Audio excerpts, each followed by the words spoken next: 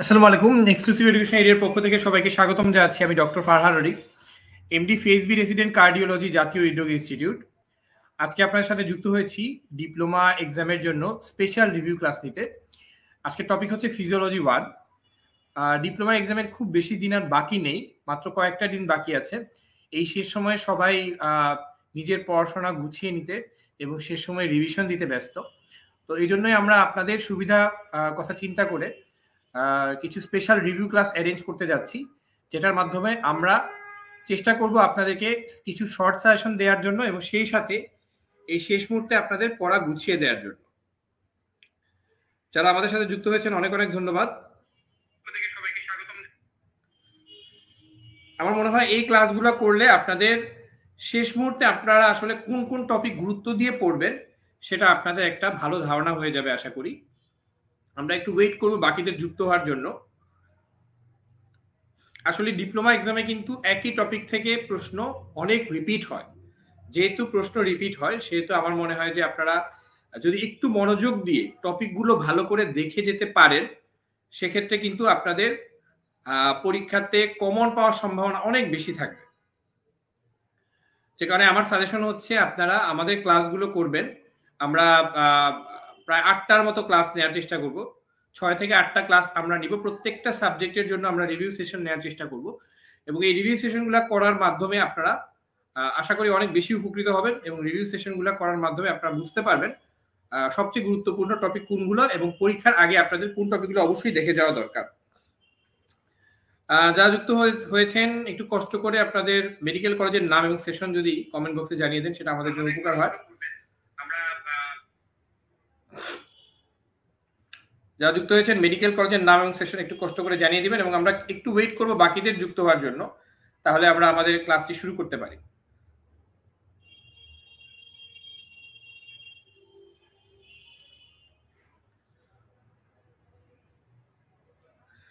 আমরা চেষ্টা করব ডিপ্লোমা এক্সামের এই শেষ সময়ের প্রস্তুতিটা অনেক গুছিয়ে করানোর জন্য।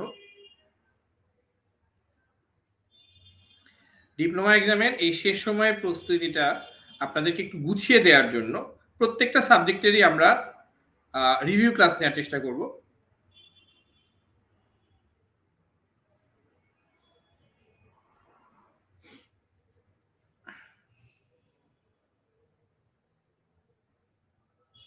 রেসিডেন্সি এবং ডিপ্লোমা এক্সামের সিলেবাসে আসলে খুব বেশি পার্থক্য নাই, আপনারা জানেন।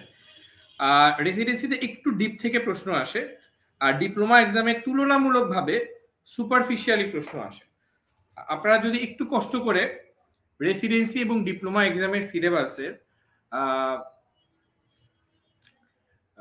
এই সিলেবাসের টপিকগুলো, সবচেয়ে গুরুত্বপূর্ণ টপিকগুলো যদি আপনারা আয়ত্ত করতে পারেন এবং প্রশ্নের প্যাটার্নটা যদি আপনারা মোটামুটি বুঝতে পারেন, তাহলে কিন্তু ডিপ্লোমা বলেন রেসিডেন্সি এক্সাম বলেন কোনোটাতেই চান্স পাওয়াটা আপনাদের জন্য খুব কঠিন কিছু হবে না।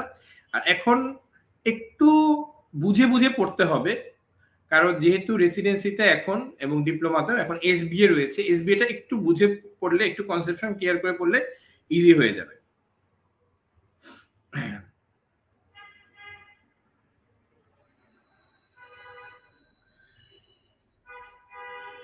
কিছুক্ষণের মধ্যে আমরা শুরু করতে যাচ্ছি আমাদের মূল ক্লাসটি। একটু ধৈর্য ধরবেন, সবাইকে অনুরোধ করছি একটু ধৈর্য ধরার জন্য।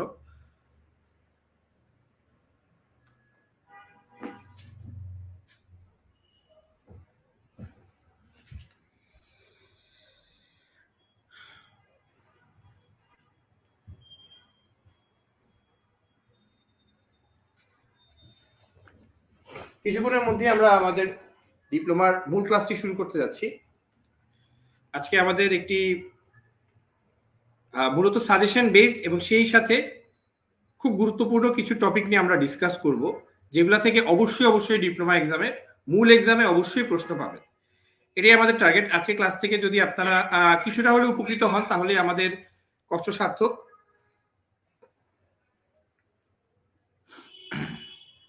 আমরা 2-1 মিনিটের মধ্যে ক্লাসটি শুরু করতে যাচ্ছি। যারা যুক্ত হয়েছেন কষ্ট করে একটু মেডিকেল কলেজের নাম আর সেশনটা আপনাদের আমাদের কমেন্ট বক্সে জানিয়ে দিতে পারেন।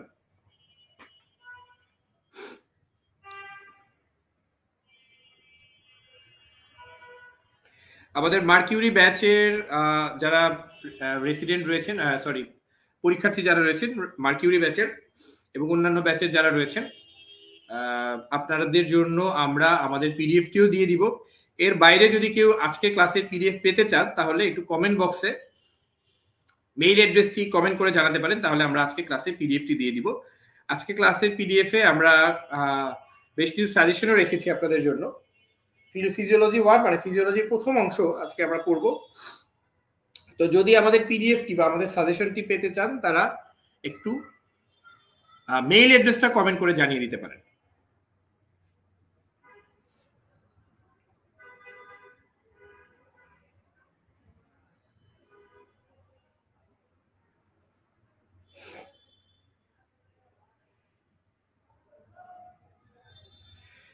আচ্ছা, আমার মনে হয় আমরা ক্লাসটা শুরু করতে পারি। আজকে আমরা কয়েকটি টপিক রেখেছি ক্লাসের জন্য। আমার মনে হয় আমরা প্রথম টপিক দিয়ে শুরু করি, আর বাকিরা যারা যুক্ত হবেন তারা তাদের জন্য প্রয়োজনে আমরা আবার একটু রিভিউ করব। আমি আবারও বলছি, যারা আমাদের পিডিএফটি পেতে চান তারা মেইল অ্যাড্রেসটি কমেন্ট করে জানিয়ে দিতে পারেন। আচ্ছা, আমরা শুরু করি। প্রথম হচ্ছে আমরা সবচেয়ে ইম্পর্টেন্ট টপিকগুলো নিয়ে কথা বলবো। সবচেয়ে ইম্পর্টেন্ট, যেহেতু আমাদের এখন সময় কম, আমাদের টার্গেট থাকবে আমরা যাতে সবচেয়ে ইম্পর্টেন্ট টপিকগুলো আমাদের পড়া হয়ে থাকে। দেখেন, জিপি মানে হচ্ছে জেনারেল ফিজিওলজি। জেনারেল ফিজিওলজির জন্য মেমব্রেন ট্রান্সপোর্টের এক্সাম্পল এবং সেই সাথে ক্রাইটেরিয়াটাও আমাদের জন্য ইম্পর্টেন্ট। ক্রাইটেরিয়া মানে হচ্ছে কোনটা দিয়ে কি বোঝাচ্ছে, এটা হচ্ছে আমাদের জন্য সবচেয়ে ইম্পর্টেন্ট। এখান থেকে ফিজিওলজি থেকে যদি একটা প্রশ্ন আসে জেনারেল ফিজিওলজি থেকে, তাহলে এখান থেকেই প্রশ্ন আসবে। এর বাইরে খুব বেশি ইম্পর্টেন্ট টপিক আর নেই। এছাড়া আছে সোডিয়াম পটাশিয়াম পাম্প, এটা থেকেও সাম্প্রতিক সময়ে প্রশ্ন এসেছে। আর এছাড়া এর বাইরে হচ্ছে ফিডব্যাক মেকানিজম থেকে প্রশ্ন আসতে পারে। হোসাইন রিয়াদ কমেন্ট করেছেন, বৃষ্টি মালাকার কমেন্ট করেছেন। আমি শাকিরের দৃষ্টি আকর্ষণ করব ক্লাসের পরপর তাদেরকে যাতে এই ক্লাসে পিডিএফটি পাঠিয়ে দেওয়া হয়।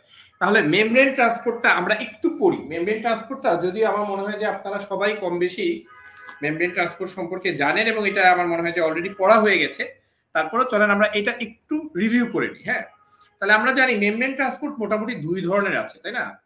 মেমব্রেন ট্রান্সপোর্ট, আমার লেখা বুঝতে না পারলে জানাবেন। ট্রান্সপোর্ট এটা মোটামুটি দুই ধরনের আছে, একটা হচ্ছে প্যাসিভ আর একটা হচ্ছে অ্যাক্টিভ। হ্যাঁ, প্যাসিভ আর হচ্ছে অ্যাক্টিভ। হ্যাঁ, আচ্ছা, প্যাসিভের ক্ষেত্রে হিসাবটা খুব সহজ। হায়ার কনসেন্ট্রেশন থেকে লোয়ার কনসেন্ট্রেশনে মুভমেন্ট হবে, তাই না?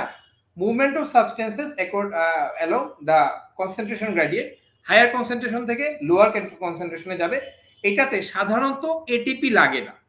তাহলে ইউজুয়ালি জাস্ট একটু রিভিউ করছি আমরা, হায়ার কনসেন্ট্রেশন থেকে লোয়ার কনসেন্ট্রেশনে কনসেন্ট্রেশন গ্রেডিয়েন্টের জন্য এরা যাবে। Usually no ATP needed, usually no ATP. আচ্ছা, তাহলে এটা কিন্তু মূল পার্থক্য। এটিপি লাগে না, এটা হচ্ছে আমার মানে এনার্জি লাগে না, এটা হচ্ছে আমার মূল পার্থক্য। আচ্ছা, এখন চলে আসি এটা প্যাসিভের মধ্যে কি কি আছে। প্যাসিভের মধ্যে আছে তিনটা। একটা হচ্ছে সিম্পল ডিফিউশন, সিম্পল ডিফিউশন। একটা হচ্ছে ফ্যাসিলিটেটেড ডিফিউশন,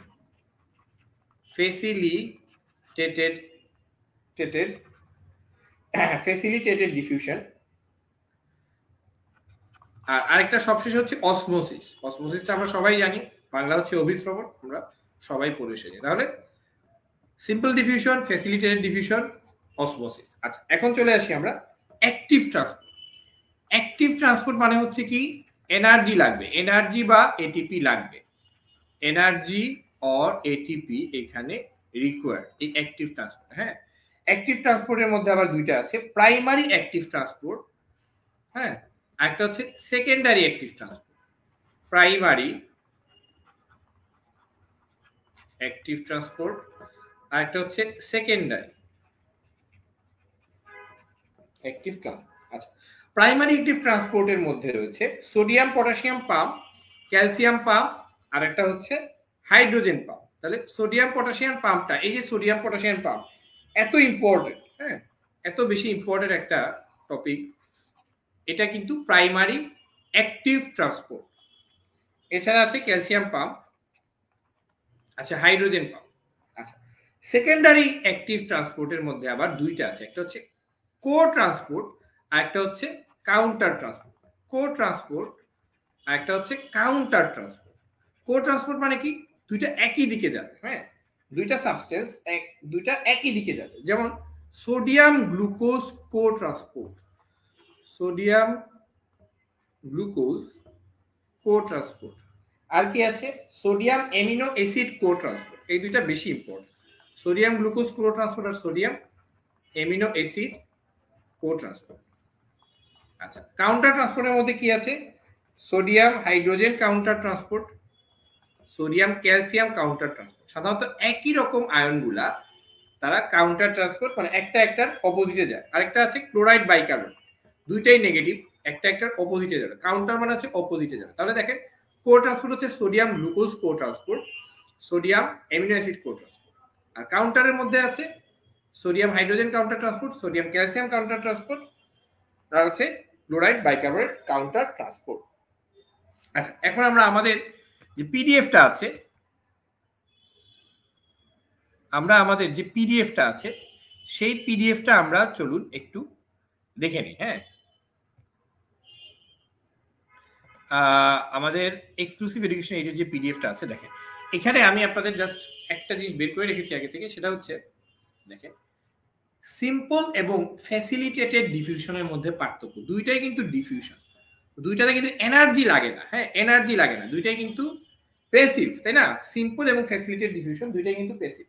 কিন্তু এই যে সিম্পল ডিফিউশন এবং ফ্যাসিলিটেটেড ডিফিউশন, এই দুইটা পার্থক্য আছে। পার্থক্য হচ্ছে ক্যারিয়ার। দেখেন ফ্যাসিলিটেটেড মানে তার একটা ফ্যাসিলিটেশন লাগবে, তার ক্যারিয়ার লাগবে। তাহলে সিম্পল ডিফিউশন আর ফ্যাসিলিটেটেড ডিফিউশনের মধ্যে পার্থক্য হচ্ছে ক্যারিয়ার প্রোটিন। তাহলে ফ্যাসিলিটেটেড ডিফিউশনে একটা ক্যারিয়ার লাগে, সিম্পল ডিফিউশনে কোনো ক্যারিয়ার লাগে না। আচ্ছা, অন্যদিকে সিম্পল ডিফিউশনের উদাহরণগুলো আমরা দেখি, এক্সাম্পলগুলো আমাদের অসম্ভব গুরুত্বপূর্ণ। মনে রাখবেন ওয়াটার এন্ড গ্যাস হচ্ছে মেইনলি সিম্পল ডিফিউশন হয়, ওয়াটার এন্ড গ্যাস। তাহলে oxygen, carbon dioxide, nitrogen, water, এরা সবাই হচ্ছে সিম্পল ডিফিউশন। এর বাইরে দুইটা আছে অ্যালকোহল আর long chain fatty acid. Long chain fatty acid নিয়ে একটু ডাইলেমা আছে, কারো কারো মতে লং চেইন ফ্যাটি অ্যাসিডে এখন ক্যারিয়ার লাগে। তবে আমরা আপাতত মনে রাখি সিম্পল ডিফিউশন হয় লং চেইন ফ্যাটি অ্যাসিডে। তাহলে মেইনলি ওয়াটার আর গ্যাস হচ্ছে একদম সিম্পলি যাবে সিম্পল ডিফিউশন। হ্যাঁ, oxygen, carbon dioxide, nitrogen, water, এছাড়া আছে অ্যালকোহল আর লং চেইন ফ্যাটি অ্যাসিড। আর ফ্যাসিলিটেটেড ডিফিউশন যাদের ক্যারিয়ার প্রোটিন লাগে, হ্যাঁ, যদিও এনার্জি লাগবে না, শুধু ক্যারিয়ার লাগবে। হ্যাঁ, আচ্ছা, এখন এই ক্যারিয়ার প্রোটিন লাগে glucose, galactose, amino acid, glucose, galactose, amino acid. ঠিক আছে। আচ্ছা, আরেকটা পার্থক্য আমরা অলরেডি বলেছি, আমি অ্যাক্টিভ আর প্যাসিভ, এটার মধ্যে পার্থক্যটা আমি অলরেডি বলে দিয়েছি। তারপর আমরা চলেন একটু আবার একটু রিকেপ করে নিই। আচ্ছা, অ্যাক্টিভ ট্রান্সপোর্ট আর প্যাসিভ ট্রান্সপোর্টের মধ্যে দেখেন এনার্জি, অ্যাক্টিভ যেহেতু অবশ্যই তার এনার্জি লাগবে, প্যাসিভে এনার্জি লাগবে না। ক্যারিয়ার প্রোটিন অ্যাক্টিভে অবশ্যই লাগবে, প্যাসিভে ইউজুয়ালি লাগে না, তবে ফ্যাসিলিটেটেড ডিফিউশনের জন্য ক্যারিয়ার প্রোটিন লাগবে, একটু আগে আমরা বলেছি। আর অ্যাক্টিভ ট্রান্সপোর্টের জন্য যেহেতু ক্যারিয়ার লাগে, ক্যারিয়ারটা কোথায় থাকবে, মাস্ট একটা মেমব্রেনের মধ্যে থাকবে। সো অ্যাক্টিভ ট্রান্সপোর্টে যেহেতু একটা এনার্জি এবং ক্যারিয়ার প্রোটিন লাগে, সেটা একটা মেমব্রেনে থাকতে হবে। সো অ্যাক্টিভ ট্রান্সপোর্টের জন্য মেমব্রেন অবশ্যই লাগবে, আর প্যাসিভ ট্রান্সপোর্টের জন্য মেমব্রেন থাকতেও পারে, নাও থাকতে পারে। তাহলে যেহেতু ক্যারিয়ার থাকবে অ্যাক্টিভ ট্রান্সপোর্টে, সেহেতু স্যাচুরেশন অফ ক্যারিয়ারটা অ্যাক্টিভ ট্রান্সপোর্টে হবে। আর এখানে ফ্যাসিলিটেড ডিফিউশনে শুধুমাত্র যেহেতু ক্যারিয়ার থাকলে স্যাচুরেশন অফ ক্যারিয়ার হতে পারে। আশা করি আপনারা বুঝতে পেরেছেন। আমরা একটা প্রশ্ন শুধু দেখব, একটা প্রশ্ন আমরা দেখে এই টপিক থেকে আমরা চলে যাব, কারণ আমাদের খুব বেশি সময় নাই, যেহেতু পরীক্ষাটা খুব বেশি দেরি নেই। আচ্ছা, এখন এই কোশ্চেনটা অ্যান্সার আপনারা আমাকে দিবেন, কোনগুলা ট্রু কোনগুলা ফলস, এই কোশ্চেনটা অ্যান্সার আমাকে দিবেন। আশা করি আপনারা দেখতে পাচ্ছেন নাকি, একটু জুম করে দিব।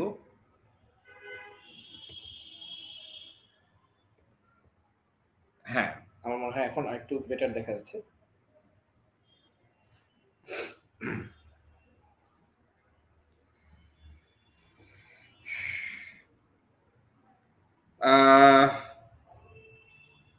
একটু কষ্ট করে তাহলে আপনারা একটু কমেন্ট করে জানান কোনটা ট্রু কোনটা ফলস।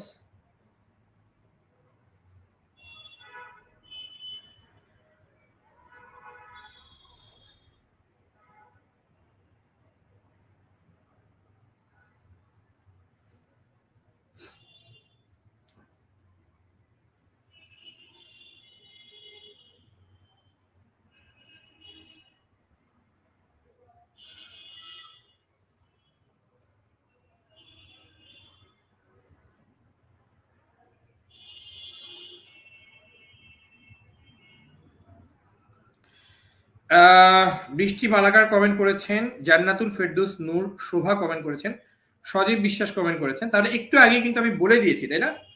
শায়লা তাসনিম কমেন্ট করেছেন, অনেক অনেক ধন্যবাদ যারা কমেন্ট করেছেন। আমার মনে হয় যে আপনারা তাহলে বুঝতে পেরেছেন। ডক্টর খাদিজা ফারজানা কমেন্ট করেছেন। আচ্ছা, ভেরি গুড, অনেক ধন্যবাদ আপনাদেরকে। তাহলে আমরা আমাদের প্রশ্নটা ছিল সিম্পল ডিফিউশনের মাধ্যমে সেলের ভেতরে কোন কোন সাবস্টেন্স এন্টার করতে পারে। আমি কি বলেছিলাম? মেইনলি গ্যাস এবং হচ্ছে ওয়াটার, সেই সাথে লং চেইন ফ্যাটি অ্যাসিড এবং অ্যালকোহল। আচ্ছা, অনেক অনেক ধন্যবাদ যারা কমেন্ট করেছেন তাদের সবাইকে। শফিকুল আলম রুবেল কমেন্ট করেছেন, ডক্টর খাদিজা ফারজানা কমেন্ট করেছেন, কিমিয়া আক্তার কমেন্ট করেছেন। যারা কমেন্ট করেছেন সবাই সঠিক উত্তর দিয়েছেন। তাহলে আমাদের উত্তরটা হবে oxygen true, carbon dioxide true, long chain fatty acid true, amino acid facilitated diffusion so false, glucose facilitated diffusion so false. আচ্ছা, এখন আমরা চলে আসি পরের টপিকে। হ্যাঁ, এখন আমরা চলে আসি পরের টপিকে। সবাই আমাদের সাথেই থাকবেন, কারণ আজকে ক্লাসটা আশা করি আপনাদের জন্য খুবই ইফেক্টিভ হবে। নাদিয়া সুলতানা কমেন্ট করেছেন, অনেক অনেক ধন্যবাদ। চলে আসি পরের টপিকে। এখন দেখেন ব্লাড, আপনারা যারা দেখছেন তারা ভালোভাবে একটু দেখে নেন। যারা পিডিএফটা পেতে চান, সাজেশনের পিডিএফটা পেতে চান, আমি আপনাদেরকে পিডিএফটা পাঠিয়ে দেওয়ার ব্যবস্থা করবো। আপনারা একটু মেইল অ্যাড্রেসটা একটু কমেন্ট করে জানিয়ে দেবেন। দেখেন ব্লাড চ্যাপ্টার থেকে সবচেয়ে গুরুত্বপূর্ণ টপিক কোনগুলো ব্লাড চ্যাপ্টার থেকে। হ্যাঁ, সবচেয়ে গুরুত্বপূর্ণ টপিকগুলো কিন্তু আমি এখানে বলে দিয়েছি, এবং এখান থেকে অবশ্যই 80% কোশ্চেন আশা করি এখান থেকেই পাবেন, এর বাইরে যাওয়ার কথা না। দেখেন আপনারা যারা একটু ভালো প্রিপারেশন নিচ্ছেন, আপনাদের মোটামুটি ভাবে এই টপিকগুলো মানে পড়া আছে কিনা, এই টপিকগুলো আপনাদের পড়া আছে কিনা দেখেন। আমি আরো স্পেসিফিক করে দিব, আরো শর্ট করে দিব। ফাংশনস অফ প্লাজমা প্রোটিন, এখান থেকে একাধিকবার প্রশ্ন এসেছে। কন্ডিশনস কজিং হাই ইএসআর এবং ডিক্রিজ ডিএসআর। স্টেম সেল থেকে রিসেন্ট সময়গুলোতে প্রশ্ন আসছে। সাইটস অফ ইরিথ্রোপোয়েসিস, একাধিকবার প্রশ্ন এসেছে। নিউট্রিশনাল ফ্যাক্টরস এবং হরমোনাল ফ্যাক্টরস অফ ইরিথ্রোপোয়েসিস। ইলেকট্রোপয়েডিন থেকে একবার দুইবার প্রশ্ন এসেছে। রোলিউ ফর্মেশন থেকে রিসেন্টলি কিন্তু প্রশ্ন এসেছে এবং এটা খুবই গুরুত্বপূর্ণ টপিক। হিমোগ্লোবিনের স্ট্রাকচার এবং অ্যাবনর্মাল হিমোগ্লোবিন, এখান থেকে একাধিকবার প্রশ্ন এসেছে, আসার সম্ভাবনা রয়েছে। ফিটাল হিমোগ্লোবিন খুবই গুরুত্বপূর্ণ, রিসেন্ট সময়গুলোতে এখান থেকে প্রশ্ন এসেছে এবং আসবে। এছাড়া দেখেন নিউট্রোফিল, ইওসিনোফিল, এগুলা থেকে একবার দুইবার প্রশ্ন এসেছে রিসেন্ট টাইমে। সাবস্টেন্স ফ্রম প্লেটলেট, এটা খুবই গুরুত্বপূর্ণ। Cells of monocyte macrophage system, বিভিন্ন জায়গায় মনোসাইট ম্যাক্রোফেজের সিস্টেমগুলোর সেলগুলোর নামগুলো কি কি। ক্লটিং ফ্যাক্টরস মূলত নাম, হিমোস্টেসিসের মূলত স্টেপস, ব্লাড কোয়াগুলেশনের এক্সট্রিনসিক পাথওয়ে, এটা আমি আপনাদেরকে আজকে বলে দিব। Vitamin K dependent clotting factors থেকে অসংখ্য বার প্রশ্ন এসেছে, খুবই ইজি। ব্লাড গ্রুপ, অ্যান্টিবডি এবং antigen, complication of blood transfusion, যদিও এটা কিন্তু মেডিসিনেরও অংশ। ব্লাড ট্রান্সফিউশনের কমপ্লিকেশন, এটা কিন্তু মূলত হিমাটোলজির অংশ। এরপরে দেখেন আমি আপনাদেরকে আরো শর্ট করে দিচ্ছি, সুপার মোস্ট ইম্পর্টেন্ট টপিক, মানে এটা হচ্ছে আলট্রা শর্ট সাজেশন। হ্যাঁ, ultra short suggestion, super most important topic. এখান থেকে প্রশ্ন আসার সম্ভাবনা সবচেয়ে বেশি, এবং এখান থেকে আপনাদেরকে আমি কিছু টপিক দেখি একটু পড়ানোর চেষ্টাও করব। তবে আপনাদেরকে একটু মনে রাখতে হবে যে এই টপিকগুলো কিন্তু মোটামুটি ভাবে এই টপিকগুলো আপনাদের খুব ভালোভাবে আয়ত্ত করতে হবে। হ্যাঁ, বারবার প্র্যাকটিস করতে হবে, রিভিশন দিতে হবে। হ্যাঁ, এই যে সুপার মোস্ট ইম্পর্টেন্ট টপিক, যারা ধরেন যে একদমই প্রিপারেশন নিতে পারছেন না, ধরেন আপনি প্রিপারেশন শুরু করেছেন ধরেন 4-5 দিন হয়, হ্যাঁ, বা আপনি হয়তো 15 দিনে একটা প্রিপারেশন নিতে চান, তারা কিন্তু এই টপিকগুলো অবশ্যই পড়বেন, এই টপিকগুলো যাতে মিস না হয়। আচ্ছা, আমি এই টপিকগুলো থেকে একটু আপনাদেরকে পড়াবো একটু। হ্যাঁ, প্রথমে হচ্ছে হাই ইএসআর এর কারণ, কন্ডিশনস কজিং হাই ইএসআর। আমার সাথে একটু পড়ে ফেলেন বা একটু রিভিশন হয়ে যাবে। হ্যাঁ, কন্ডিশনস কজিং হাই ইএসআর। আচ্ছা, কোন কন্ডিশনগুলো হাই ইএসআর করে, আমি একটা সূত্র লিখে দিচ্ছি, চাইলে এই সূত্র দিয়ে মনে রাখতে পারেন। এটা হচ্ছে ramp tin, RAMP, ramp tin, tin দিয়ে হচ্ছে TIN। হ্যাঁ, এখন কোনটা দিয়ে কি বোঝাচ্ছে আমি বলছি। আর দিয়ে হচ্ছে রিউমাটয়েড আর্থ্রাইটিস, এছাড়া অন্যান্য কানেকটিভ টিস্যু ডিজিজ, যেমন SLE তেও বাড়তে পারে। হ্যাঁ, তাহলে রিউমাটি কানেকটিভ টিস্যু ডিজিজ মানে রিউমাটয়েড আর্থ্রাইটিস ছাড়াও অন্যান্য কানেকটিভ টিস্যু ডিজিজে বাড়তে পারে। এ দিয়ে খুব গুরুত্বপূর্ণ হচ্ছে acute rheumatic fever, acute rheumatic fever. এছাড়া হচ্ছে এনিমিয়া, তবে এনিমিয়া ইউজুয়ালি সিভিয়ার না হলে এত কমে না।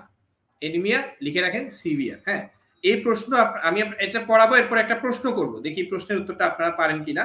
হ্যাঁ, তাহলে এ দিয়ে হচ্ছে অ্যাকিউট রিউমেটিক ফিভার এবং এনিমিয়া হচ্ছে সিভিয়ার এনিমিয়া। এম দিয়ে আমাদেরকে দুইটা জিনিস মনে রাখলে ভালো হয়, একটা হচ্ছে মাল্টিপল মায়োলোমা, মাল্টিপল মায়োলোমা, আরেকটা হচ্ছে মেলিগনেন্সি। বিভিন্ন মেলিগনেন্সিতে কিন্তু ইএসআর বেড়ে যেতে পারে। পি দিয়ে হচ্ছে প্রেগনেন্সি, সংক্ষেপে লিখলাম পিজি, পি দিয়ে হচ্ছে প্রেগনেন্সি। হ্যাঁ, টি দিয়ে আপনার মনে রাখবেন টিবি, এটা খুবই গুরুত্বপূর্ণ। টিবিতে কিন্তু ইএসআর বেড়ে যায়। আর আই দিয়ে মনে রাখবেন ইন্টারনাল হেমোরেজ, ইন্টারনাল হেমোরেজের কারণে কিন্তু ইএসআর বেড়ে যেতে পারে। আর এন দিয়ে আপনারা একটা জিনিস মনে রাখেন, এটা হচ্ছে নেফ্রোটিক সিনড্রোম। হ্যাঁ, নেফ্রোটিক সিনড্রোম, ঠিক আছে। তাহলে আর দিয়ে কি মনে রাখলাম আমরা, rheumatoid arthritis and other connective tissue disease. A দিয়ে মনে রাখলাম আমরা acute rheumatic fever and anaemia severe. M দিয়ে মনে রাখবেন মাল্টিপল মায়োলোমা মেলিগনেন্সি। পি দিয়ে হচ্ছে প্রেগনেন্সি। টিন র্যাম টিন, টি দিয়ে হচ্ছে টিউবারকিউলোসিস, আই দিয়ে হচ্ছে ইন্টারনাল হিমোরেজ, আর এন দিয়ে হচ্ছে নেফ্রোটিক সিনড্রোম। তাহলে এই ডিজিজগুলোতে আমাদের ইএসআর বেড়ে যায়। ইএসআর কমে যায় কোথায়? ইএসআর কমে যায় মেইনলি দুইটা মনে রাখবেন, রিডিউসড ইএসআর দুইটা মেইনলি মনে রাখবেন। একটা হচ্ছে পলিসাইথেমিয়া, পলিসাইথেমিয়াতে কিন্তু পলিসাইথেমিয়াতে কিন্তু ইএসআর কমে যায়। একটা হচ্ছে সিকল সেল এনিমিয়া, পলিসাইথেমিয়াতে ইএসআর কমে যায়, সিকল সেল এনিমিয়াতে ইএসআর কমে যায়। তাহলে ইএসআর কমে যায় কিসে? পলিসাইথেমিয়া এবং সিকল সেল এনিমিয়া। আশা করি আপনাদের মনে থাকবে। আমরা চলে যাই আমাদের পরবর্তী প্রশ্নে। আচ্ছা, এইটা থেকে আমি আপনাদেরকে একটা প্রশ্ন আমি আপনাদেরকে একটু জিজ্ঞেস করতে চাই পরবর্তী টপিকে যাওয়ার আগে।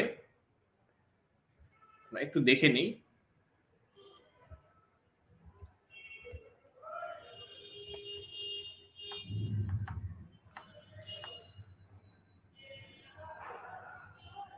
আচ্ছা, এই যে এখানে একটা প্রশ্ন আছে, আমার মনে হয় এই প্রশ্নের উত্তরটা আপনারা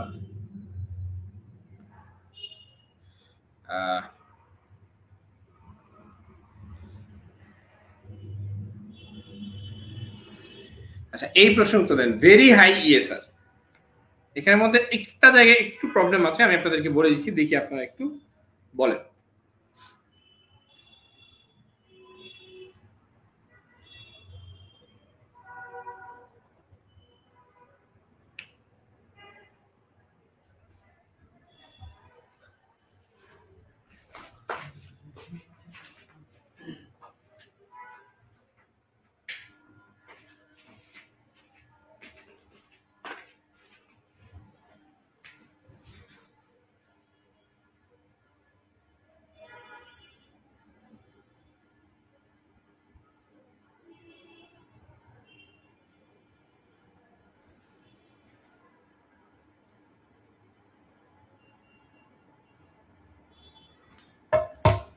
আমরা একটু ওয়েট করছি আপনাদের উত্তরের জন্য। নিশাত তাসনিম প্রপা উত্তর দিয়েছেন।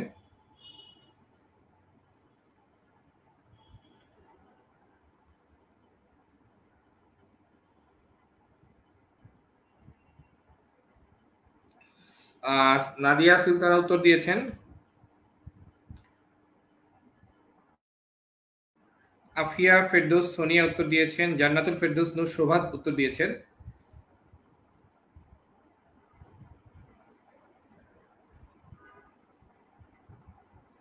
শায়লা তাসনিম উত্তর দিয়েছেন। শাখাওয়াত হোসাইন উত্তর দিয়েছেন।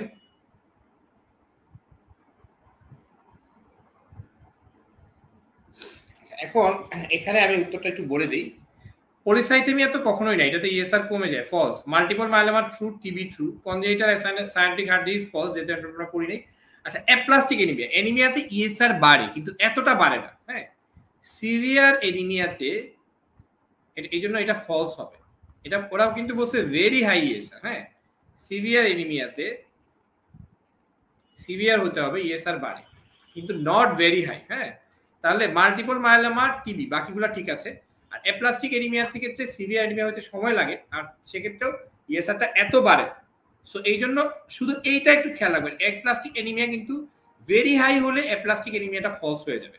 শুধু যদি হাই বলে তাহলে অ্যাপ্লাস্টিক এনিমিয়া ঠিক ট্রু হবে। তাহলে অ্যাপ্লাস্টিক এনিমিয়াতে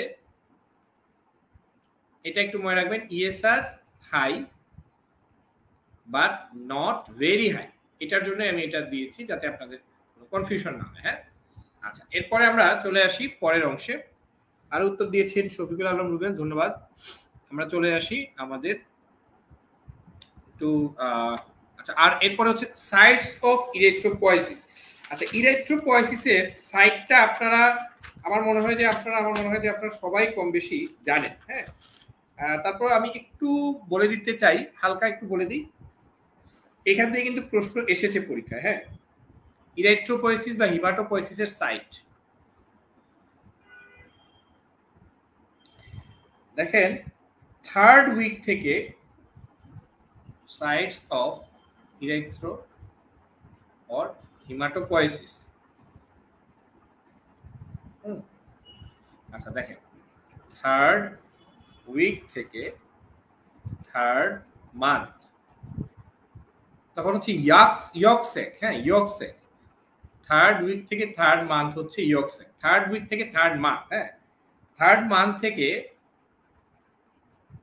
6 মান্থ, এটা কিন্তু ইন্ট্রা ইউটেরাইন লাইফের। হ্যাঁ, লিভার এবং স্প্লিন। তাহলে প্রথমে হচ্ছে ইয়কসেক, তারপর হচ্ছে লিভার, স্প্লিন, এবং from 4th month after birth থেকে শুরু করে হচ্ছে বোন ম্যারো।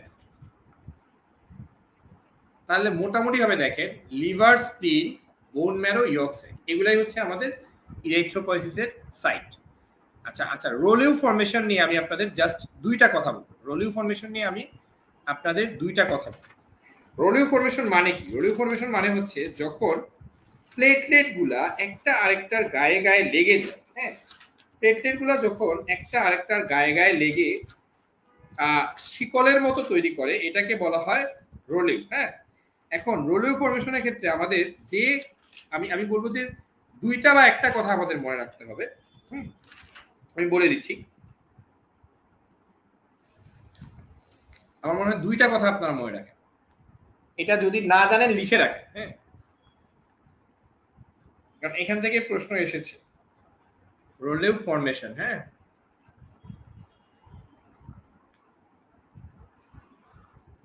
দেখেন আমাদের আরবিসি গুলা কিভাবে সেপারেটেড থাকে। RBC is separated from each others.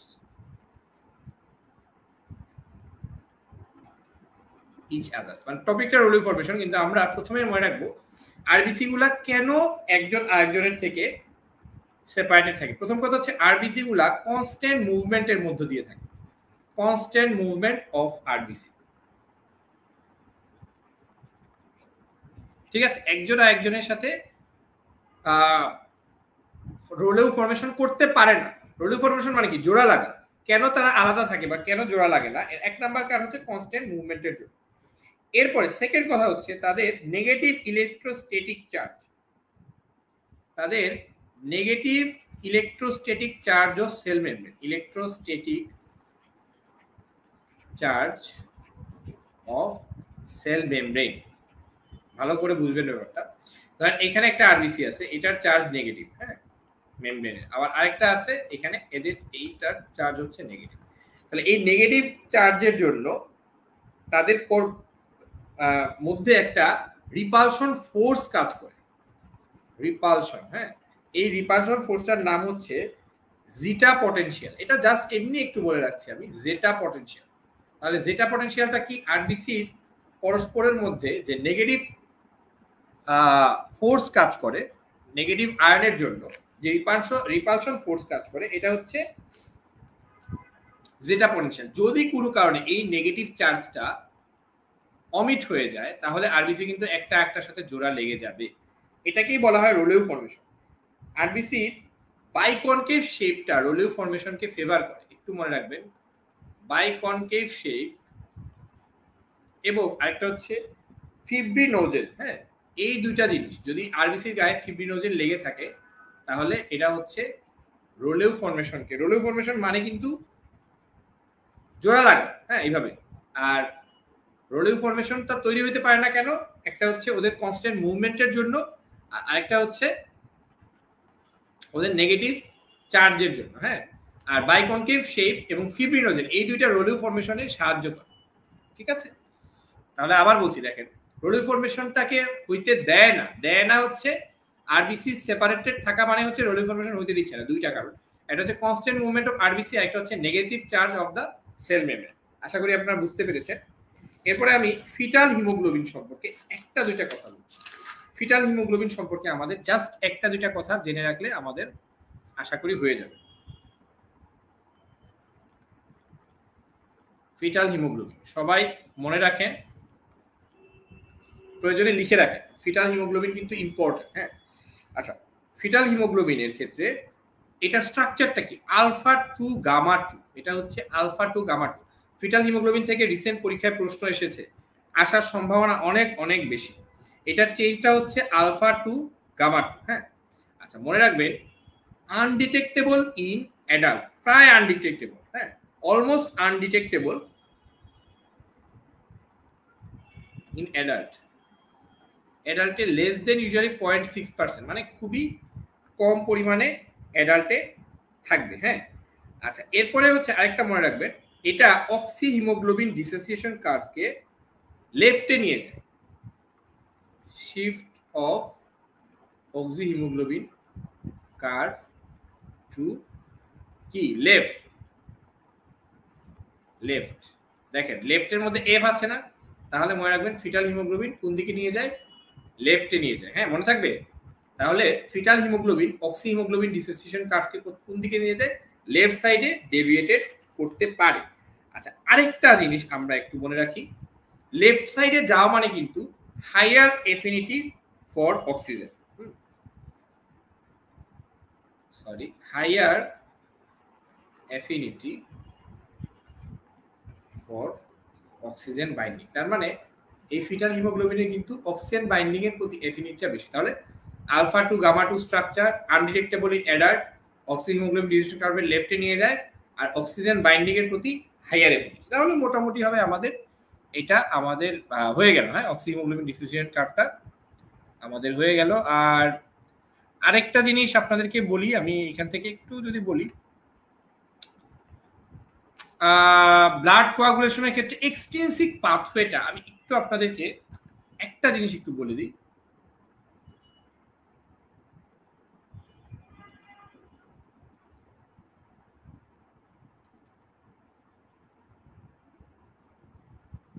এটা আমি আপনাদেরকে একটু বলে দিই। আচ্ছা, যেটা হচ্ছে এক্সট্রিনসিক পাথওয়েতে কোন কোন ফ্যাক্টর কাজ করে, এটা থেকে প্রশ্ন এসেছে, এই জন্য আমি বলে দিচ্ছি। আমি এইভাবে মনে রাখতাম, টিপিসি 710 এক্সট্রিনসিক, এক্সট্রিনসিক হচ্ছে টিপিসি 710 এক্সট্রিনসিক। এক্সট্রিনসিক টি দিয়ে হচ্ছে টিস্যু ফ্যাক্টর, পি দিয়ে হচ্ছে প্রোথ্রম্বিন, সি দিয়ে হচ্ছে ক্যালসিয়াম, আর কি ফ্যাক্টর 7, ফ্যাক্টর 10। তাহলে এই পাঁচটা ফ্যাক্টর মেইনলি এক্সট্রিনসিক পাথওয়েতে ভূমিকা রাখে। এভাবে কিন্তু প্রশ্ন এসেছে, which of the following factor is related in or active in the extrinsic pathway. তাহলে tissue factor, calcium, prothrombin factor 7 আর 10 মনে থাকবে। আচ্ছা, ভিটামিন কে ডিপেন্ডেন্ট ফ্যাক্টর কোনগুলো আপনারাই বলেন? ভিটামিন কে ডিপেন্ডেন্ট ফ্যাক্টরস খুবই গুরুত্বপূর্ণ, এটা আমি দেখি কয়জন পারেন। এটা পারতেই হবে, এটা থেকে অসংখ্যবার প্রশ্ন এসেছে, পেইড কোশ্চেন, এবং এটা পারতেই হবে। একই জিনিস, লিভার থেকে কোন ফ্যাক্টরগুলো তৈরি হয়? Vitamin K dependent clotting factor কোনগুলো আপনারা একটু কমেন্ট করে একটু জানাতে পারেন।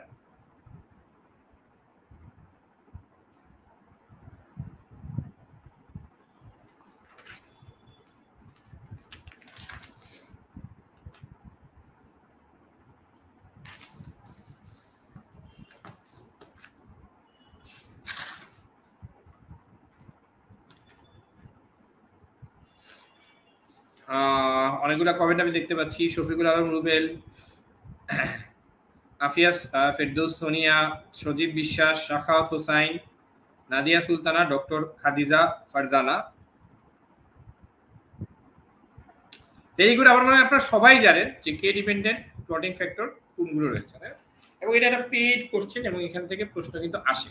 তাহলে 2, 7, 9, 10 এই চারটা হচ্ছে আমার vitamin K dependent plotting factor.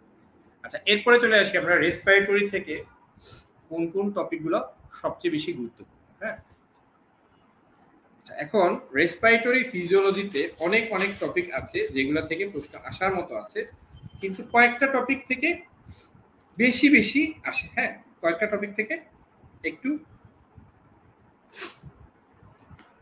বেশি ইম্পর্টেন্ট। এটা আমি এই টপিকগুলো আমি আপনাদেরকে একটু বলছি।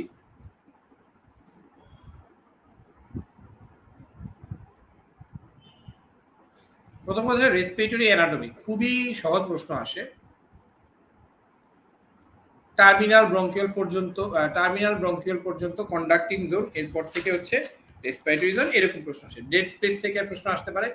ফাংশনস অফ লাংস, লাংয়ের ফাংশন থেকে মাঝে মাঝে প্রশ্ন আসে। দেখেন, হিমোডাইনামিক ইফেক্টস অফ রেসপিরেশন অসম্ভব গুরুত্বপূর্ণ। প্রেসার ইফেক্টস অফ রেসপিরেশন অসম্ভব গুরুত্বপূর্ণ।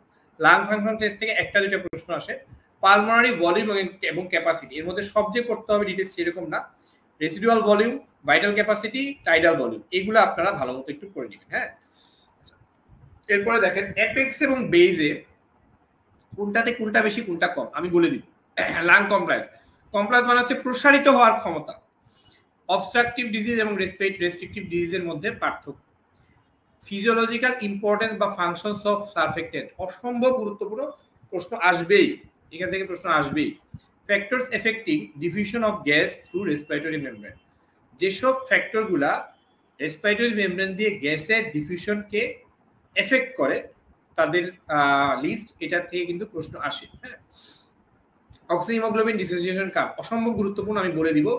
বোর ইফেক্টটা থেকে আসে, Bohr effect, chloride shift, Haldane effect থেকে একটা দুইটা প্রশ্ন আসতে পারে। রেগুলেশন অফ রেসপিরেশন, এটা মোটামুটি ইম্পর্টেন্ট। হ্যাঁ, চেঞ্জেস ইন হাই অ্যালটিটিউড, এটা অসম্ভব গুরুত্বপূর্ণ, এখান থেকে ভাই প্রশ্ন আসবে। আমি কয়েকটা টপিক আপনাদেরকে বলে দিচ্ছি। হাইপোক্সিয়া এবং হাইপোক্সেমিয়া, এখান থেকে অনেক সময় প্রশ্ন আসতে পারে।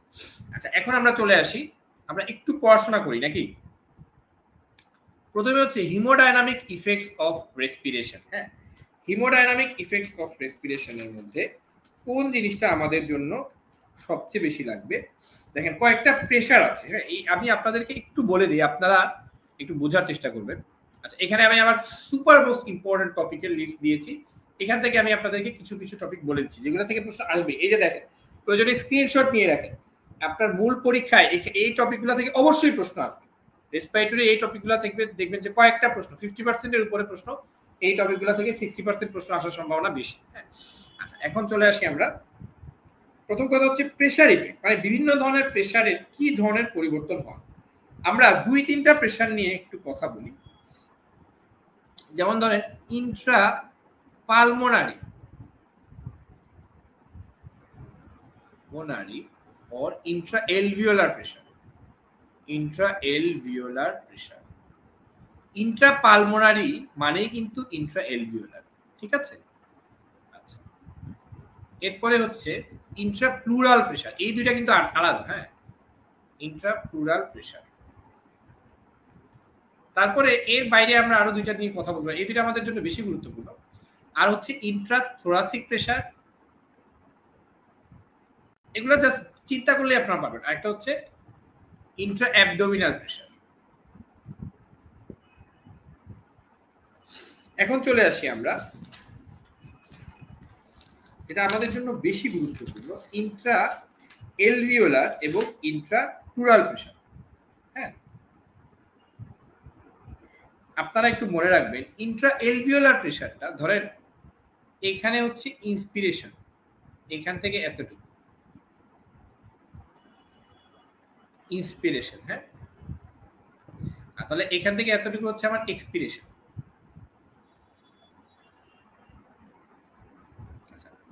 এখন এই ইন্ট্রা এলভিওলার প্রেসারটা ইন্সপিরেশনে একটু কমতে থাকে, ইন্ট্রা এই যে এটা ইন্ট্রা এলভিওলার বা ইন্ট্রা পালমোনারি প্রেশারটা, এটা কিন্তু কমে কমে মিড ইন্সপিরেশনে সবচেয়ে কমে যায়, এরপরে আবার একটু বাড়ে, এরপরে বেস লাইনে যাবে, এক্সপিরেশন এটা বাড়বে ইন্ট্রা এলভিওলার প্রেশার, হ্যাঁ, বেড়ে মিড এক্সপিরেশনে হাইয়েস্ট হবে আর আবার বেস লাইনে চলে যাবে। তাহলে যদি আপনাকে বলা হয় ইন্ট্রা এলভিওলার প্রেশার, ইন্ট্রা এলভিওলার বা ইন্ট্রা পালমোনারি, যেটা ইন্ট্রা এলভিওলার প্রেশার লোয়েস্ট কখন বলে তো? লোয়েস্ট কখন? দেখি আপনারা নিজেরাই উত্তর দেন। কখন লোয়েস্ট? কোন জায়গাটায়? মিড ইন্সপিরেশনে লোয়েস্ট না? ইন্ট্রা এলভিওলার প্রেশারটা লোয়েস্ট হবে মিড ইন্সপিরেশনে। দেখেন এখানে ইন্সপিরেশন আর এখানে হচ্ছে এক্সপিরেশন। আমি কি নিয়ে কথা বলছি? ইন্ট্রা এলভিওলার প্রেশার, ইন্ট্রা এলভিওলার, যেটা আরেকটা নাম হচ্ছে ইন্ট্রা পালমোনারি প্রেশার। এগুলো দিয়ে কিন্তু প্রশ্ন অবশ্যই আসবে। তাহলে ইন্ট্রা এলভিওলার বা ইন্ট্রা পালমোনারি প্রেশারটা লোয়েস্ট কখন? মিড ইন্সপিরেশনে, ঠিক কিনা? মিড ইন্সপিরেশনে, হ্যাঁ। আর ইন্ট্রা এলভিওলার বা ইন্ট্রা পালমোনারি প্রেশারটা হাইয়েস্ট কখন? তাহলে মিড এক্সপিরেশন। লোয়েস্ট হচ্ছে মিড ইন্সপিরেশনে আর হাইয়েস্ট হচ্ছে মিড এক্সপিরেশনে। আশা করি মনে থাকবে। এখন চলে আসি আমরা ইন্ট্রাপ্লুরাল প্রেশার। দেখেন ইন্ট্রাপ্লুরাল, ইন্ট্রাপ্লুরাল কিন্তু এটার মতো না, ইন্ট্রাপ্লুরাল কিন্তু এটার মতো না, এটা খুব ভালো করে খেয়াল করবেন, হ্যাঁ। ইন্ট্রাপ্লুরাল প্রেশারটা ইন্সপিরেশনের শুরুতে কমতে থাকে, এই যে এতটুকু ইন্সপিরেশন আর এতটুকু এক্সপিরেশন, তাই না? আচ্ছা, ইন্সপিরেশনের শুরুতে কমতে থাকে, কমতে কমতে কমতে কমতে সে একদমই নিচে নেমে যায়। তাহলে ইন্ট্রাপ্লুরাল প্রেশারটা লোয়েস্ট কখন হবে? এন্ড অফ ইন্সপিরেশনে না? এটা তো ইন্সপিরেশনের শেষ, এই যে এই জায়গাটা হচ্ছে এন্ড অফ ইন্সপিরেশন। তাহলে ইন্ট্রাপ্লুরাল প্রেশারটা লোয়েস্ট হচ্ছে এন্ড অফ ইন্সপিরেশনে, হ্যাঁ। আচ্ছা, আবার ইন্ট্রাপ্লুরাল প্রেশারটা এক্সপিরেশনে বাড়তে বাড়তে বাড়তে বাড়তে একদম এইখানে গিয়ে হাইয়েস্ট হয়। তাহলে ইন্ট্রাপ্লুরাল প্রেশারটা হাইয়েস্ট হচ্ছে এন্ড অফ এক্সপিরেশন, এই যে এন্ড অফ এক্সপিরেশন। এই জিনিসটাই হচ্ছে বোঝার, ঠিক আছে? আশা করি আপনারা বুঝতে পেরেছেন। জান্নাতুল ফেরদৌস নূর শোভা বলেছে মিড ইন্সপিরেশন, রাইট।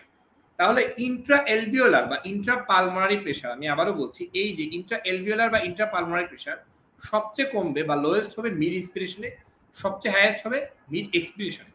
আর ইন্ট্রাপ্লুরাল, যেটা ইন্ট্রাপ্লুরাল, হ্যাঁ, এটা লোয়েস্ট হবে হচ্ছে এন্ড অফ ইন্সপিরেশনে আর হাইয়েস্ট হবে এন্ড অফ এক্সপিরেশন। আর ইন্ট্রাথোরাসিক আর ইন্ট্রা অ্যাবডোমিনাল, এটা তো আপনারা চিন্তা করলেই বুঝতে পারবেন। আমরা যখন নিঃশ্বাসটা নেই তখন ইন্ট্রাথোরাসিক প্রেশারটা ইন্সপিরেশনে কমে যায়, তাই না?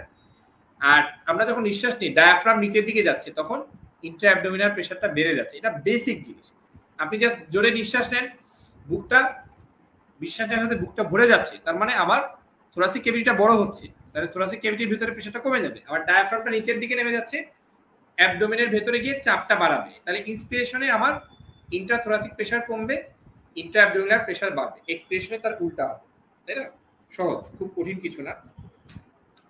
আচ্ছা, এরপরে আমি যে টপিকটা আমরা পড়তে পারি সেটা হচ্ছে হিমোডাইনামিক ইফেক্টস অফ রেসপিরেশন। এটা আমি জাস্ট আপনাদেরকে এখানে হিমোডাইনামিক ইফেক্টের মধ্যে রেসপিরেশনের তিনটা কথা আছে, হ্যাঁ। আমি ইন্সপিরেশনটা বলে দিচ্ছি। ইন্সপিরেশনে কি হয়, এক্সপিরেশনে তার উল্টা হবে। ইন্সপিরেশনে প্রথম কথা দুইটা জিনিস মনে রাখবেন, একটা হচ্ছে ব্লাড প্রেশার আর একটা হচ্ছে জেভিপি। এই দুইটাই ইন্সপিরেশনে কমবে, প্রেশার যা আছে ইন্সপিরেশনে কমবে, মনে থাকবে কিনা? প্রেশার যেটাই হোক না কেন, ব্লাড প্রেশার অথবা জেভিপি এই দুইটা ইন্সপিরেশনে কমে যাবে, মনে রাখতে হবে। একটা মনে রাখেন, তাহলে উল্টাটা আপনি এমনি মনে রাখতে পারেন। আচ্ছা, এরপরে চলে আসি হার্ট রেট। দেখেন ইন্সপিরেশনের সময় কি আমাদের থোরাসিক ক্যাভিটিটা বড় হচ্ছে, তাহলে হার্ট বিট করার জায়গাটা বেশি পাচ্ছে, তাহলে হার্ট রেটটা হচ্ছে বাড়বে, ঠিক আছে? ব্লাড প্রেশার এবং জেভিপি ইন্সপিরেশনে কমছে, একটা মনে রাখেন, আরেকটা উল্টা এমনি মনে থাকবে। এবং হার্ট রেটটা তাহলে হচ্ছে ইন্সপিরেশনে বাড়বে। আরেকটা হচ্ছে সেকেন্ড হার্ট সাউন্ড, এটা হচ্ছে ইন্সপিরেশনে সেকেন্ড হার্ট সাউন্ডের স্প্লিটিং হয়, ঠিক আছে? সেকেন্ড হার্ট সাউন্ডের স্প্লিটিং হবে ইন্সপিরেশন, কারণ জায়গাটা বাড়ছে, দুইটা হার্ট সাউন্ডের A2 এবং P2 কম্পোনেন্ট যেটা আছে সেকেন্ড হার্ট সাউন্ডের, এই দুইটার মধ্যে দূরত্ব বেড়ে যায়, এই জন্য splitting of second heart sound হয়। আমার মনে হয় আপনারা বুঝতে পেরেছেন। আমি আবারও বলছি, দেখেন ইন্সপাইরেশনে blood pressure, jugular venous pressure দুইটাই কিন্তু কমে যায়, হার্ট রেট বেড়ে যায় ইন্সপাইরেশনে। আর S2 বা second heart sound of sorry second আমাদের হার্ট সাউন্ডের সেকেন্ড পার্ট যেটা, সেকেন্ড হার্ট সাউন্ডটা আমাদের স্প্লিটিং হবে। আচ্ছা, আশা করি আপনারা বুঝতে পেরেছেন। এরপরে আমরা চলে আসি,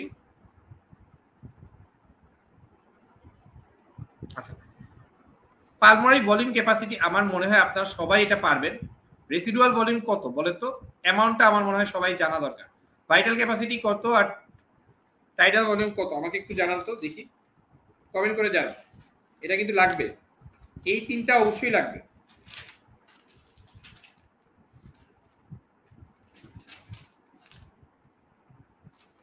ভাইটাল ক্যাপাসিটি, টাইডাল ভলিউম এবং residual volume. Vital capacity, tidal volume, residual volume, এগুলা আপনার লাগবে, এগুলা পরীক্ষাতে এগুলো থেকে আসবে। এই তিনটা থেকেই কিন্তু মেইনলি আসে। আপনি দেখেন এগুলার বাইরে কিন্তু তেমন কোনো প্রশ্ন আসে না।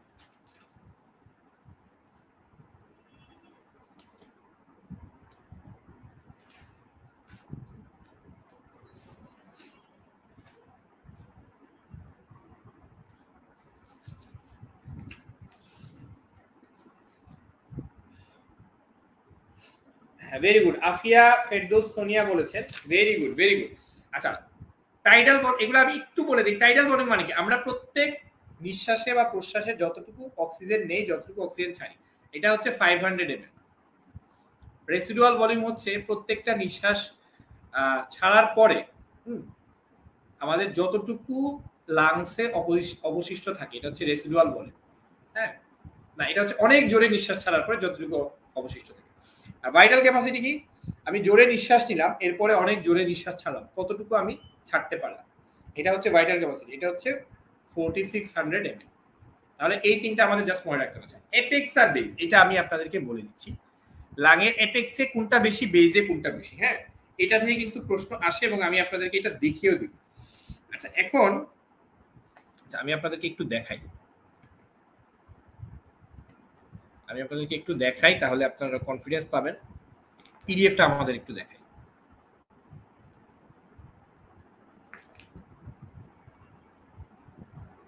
আমাদের পিডিএফে কিন্তু এগুলো সবকিছুই দেয়া আছে। আমাদের পিডিএফটা মোটামুটি সবকিছুই দেয়া আছে।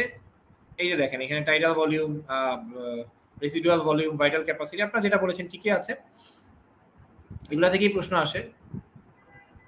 ইন্সপিরেশন এক্সপিরেশনে তো আমি বলেছি। এই যে যেটা বলছিলাম যে jugular venous pressure, blood pressure দুইটাই কমে যায় ইন্সপিরেশনে, হার্ট রেট বেড়ে যায়, আর সেকেন্ড হার্ট সাউন্ডটা কি হয়, splitting of second heart sound হয়। হ্যাঁ, আচ্ছা এখন আমি যেটা বলতে যাচ্ছি সেটা হচ্ছে এপেক্স এর বেসিক কি ধরনের চেঞ্জ হয় আমি আপনাদেরকে দেখাচ্ছি।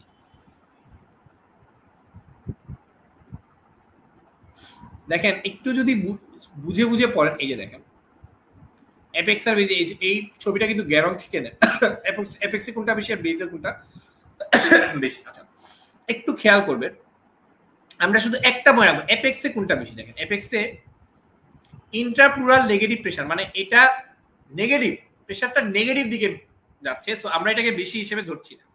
বেশি কোনটা, ভেন্টিলেশন পারফিউশন রেশিও বেশি, হ্যাঁ অক্সিজেনের প্রেশার বেশি, এছাড়া হচ্ছে আরো দুই তিনটা জিনিস বেশি আছে, গ্যাস এক্সচেঞ্জ বেশি, গ্যাস এক্সচেঞ্জ বেশি।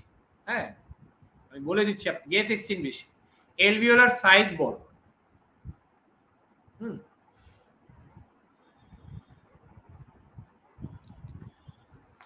মোটামুটি হবে এগুলা হচ্ছে বেশি এপেক্সে। লাংসের এপেক্সে পাঁচটা জিনিস বেশি। এখন আমি আপনাদেরকে এই পাঁচটা জিনিসের নাম আমি আপনাদেরকে বলে দিব। হ্যাঁ, একটু আপনারা ধৈর্য ধরবেন।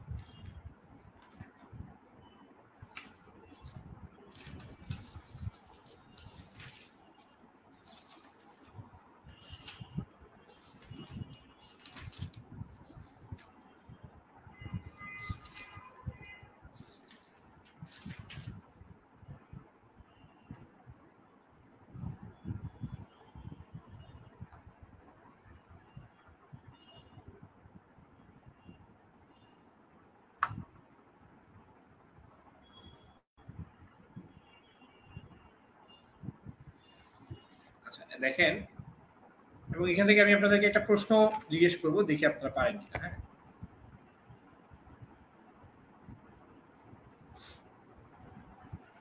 মোর ইন লাং অ্যাপেক্স, খুব ভালো করে খেয়াল করবেন, সূত্রটা খুব সহজ।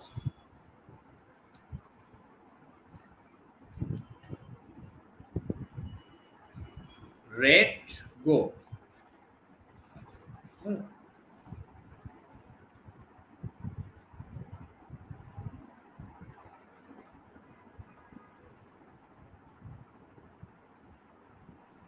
আর দিয়ে মনে রাখবেন রেশিও। কোন রেশিও? Ventilation perfusion ratio. একটা কথা মনে রাখবেন, শুধু ভেন্টিলেশন বললে, হ্যাঁ, বেইজে কিন্তু ভেন্টিলেশনও বেশি, বেইজে কিন্তু ভেন্টিলেশন বেশি, পারফিউশনও বেশি। খেয়াল, ভালো করে খেয়াল করবেন, বেইজে কিন্তু ভেন্টিলেশনও বেশি, পারফিউশনও বেশি। হ্যাঁ, কিন্তু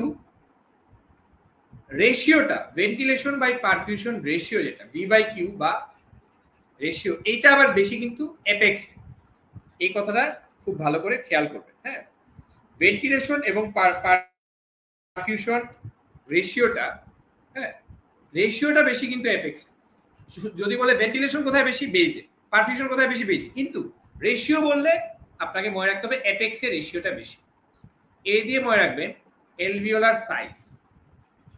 এলভিওলাসের সাইজগুলা অ্যাপেক্সে বড় বড়। আপনারা যদি ছবিটা দেখে থাকেন তাহলে দেখবেন যে এই যে এরকম করে দেয়া আছে ছবিটা, এখানে বড় বড় এলভিওলাসের ছবি দেয়া আছে আর নিচের দিকে ছোট ছোট। তাহলে এলভিওলাসের সাইজ হচ্ছে কোথায় বেশি? লাংয়ের অ্যাপেক্সে বেশি। টি দিয়ে মনে রাখবেন ট্রান্সমুরাল প্রেসার। ট্রান্সমুরাল প্রেসার, তাহলে ট্রান্সমুরাল প্রেসারটা কি? ট্রান্সমুরাল হচ্ছে ওই যে ইন্ট্রা পালমোনারি বা ইন্ট্রা অ্যালভিওলার প্রেসার আর ইন্ট্রাপ্লুরাল প্রেসার, এই দুইটা পার্থক্য। আর জি দিয়ে মানে হচ্ছে গ্যাস এক্সচেঞ্জ। গ্যাস এক্সচেঞ্জটা কিন্তু আবার অ্যাপেক্সে বেশি। হ্যাঁ, গ্যাস এক্সচেঞ্জ এটা কিন্তু অ্যাপেক্সে বেশি। তাহলে গ্যাস এক্সচেঞ্জ কোথায় বেশি? অ্যাপেক্সে বেশি। আর ও দিয়ে মনে রাখবেন প্রেসার অফ অক্সিজেন। তাহলে প্রেসার অফ অক্সিজেন কোথায় বেশি? অ্যাপেক্সে বেশি। আমি আবার বলছি, দেখেন, রেড গো, অ্যাপেক্সে কোনগুলো বেশি? সারা জীবন মনে রাখেন, ভুল হবে না। আপনি জীবনে যত পরীক্ষা দিবেন, হ্যাঁ, যদি বেসিক সাবজেক্টের ফিজিওলজি অংশ থাকে তাহলে এখান থেকে আপনি প্রশ্ন পেতে পারেন। অনেক অনেক ইম্পর্টেন্ট একটা টপিক। তাহলে আমি বলছি লাংয়ের অ্যাপেক্সে কোন জিনিসগুলো বেশি, আমি আবারও বলছি, দেখেন, রেড গো, আর দিয়ে হচ্ছে রেশিও। রেশিও কি? Ventilation perfusion ratio. এ দিয়ে হচ্ছে এলভিওলার সাইজ। হ্যাঁ, টি দিয়ে হচ্ছে ট্রান্সমুরাল প্রেসার, আর জি দিয়ে হচ্ছে গ্যাস এক্সচেঞ্জ, আর ও দিয়ে হচ্ছে অক্সিজেনের প্রেসার, প্রেসার অফ অক্সিজেন। মনে থাকবে? আচ্ছা, চলেন এখন দেখি আপনারা পারেন কিনা। মনে রাখবেন বেশি মানে কিন্তু পজিটিভের দিকে বেশি, নেগেটিভের দিকে না। এখন আমরা চলে আসি একটা প্রশ্ন, দেখি প্রশ্নটা আপনারা, এই যে এখানে যা বলছে, আমি যেটা বলছি এর থেকে বেশি কোনো কিছুই না।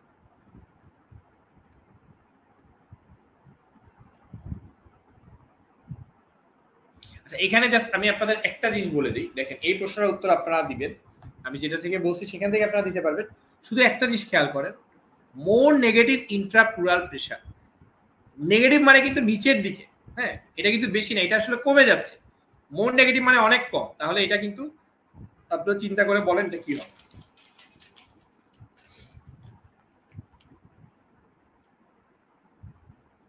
লাগে যেটা বেশি বলছি এর বাইরে কিন্তু ওইটা অ্যাপেক্সে যেটা বেশি বলছি সেটার বাইরে কিন্তু যেটা থাকবে সেটা কিন্তু অ্যাপেক্সে কম থাকবে, তাই না?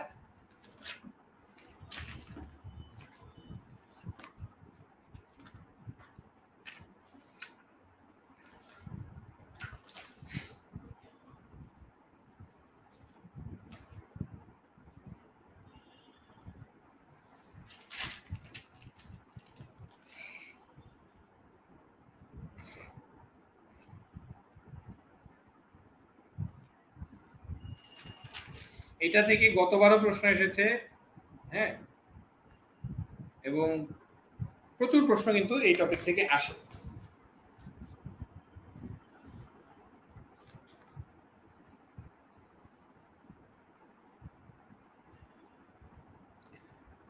আফিয়া ফেরদাউস সোনিয়া বলেছেন এসি ট্রু। কারেন্ট পলি কমেন্ট করেছেন। জান্নাতুল ফেরদৌস নূর শোভা কমেন্ট করেছেন। শাখাওয়াত হুসাইন কমেন্ট করেছেন।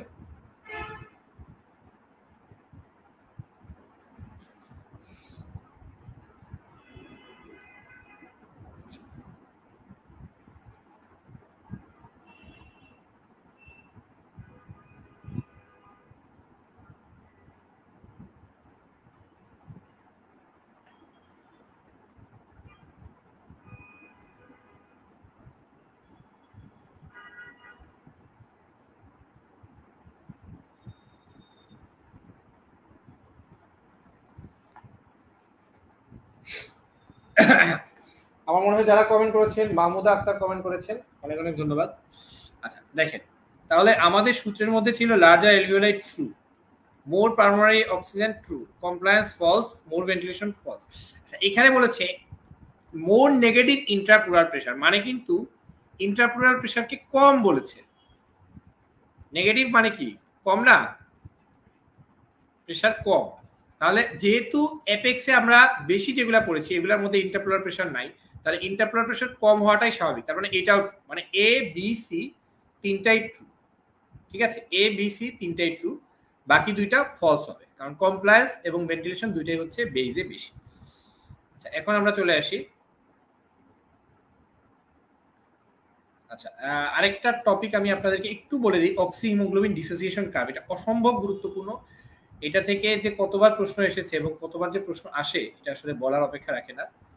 এই জন্য আমি আপনাদেরকে অক্সি হিমোগ্লোবিন ডিসোসিয়েশন কার্ভটা একটু বলে দিব, আমার মনে হয় আপনারা সবাই জানেন। আর এক্লিমেটাইজেশন, এই দুইটা আমি আপনাদেরকে একটু বলে দিচ্ছি।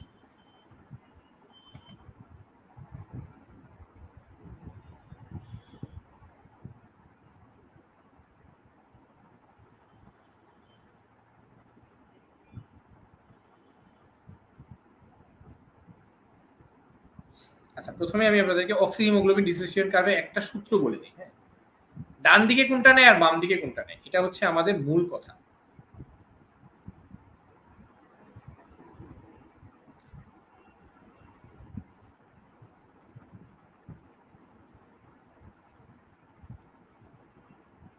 ডান দিকে কারা নেয়? Right shift.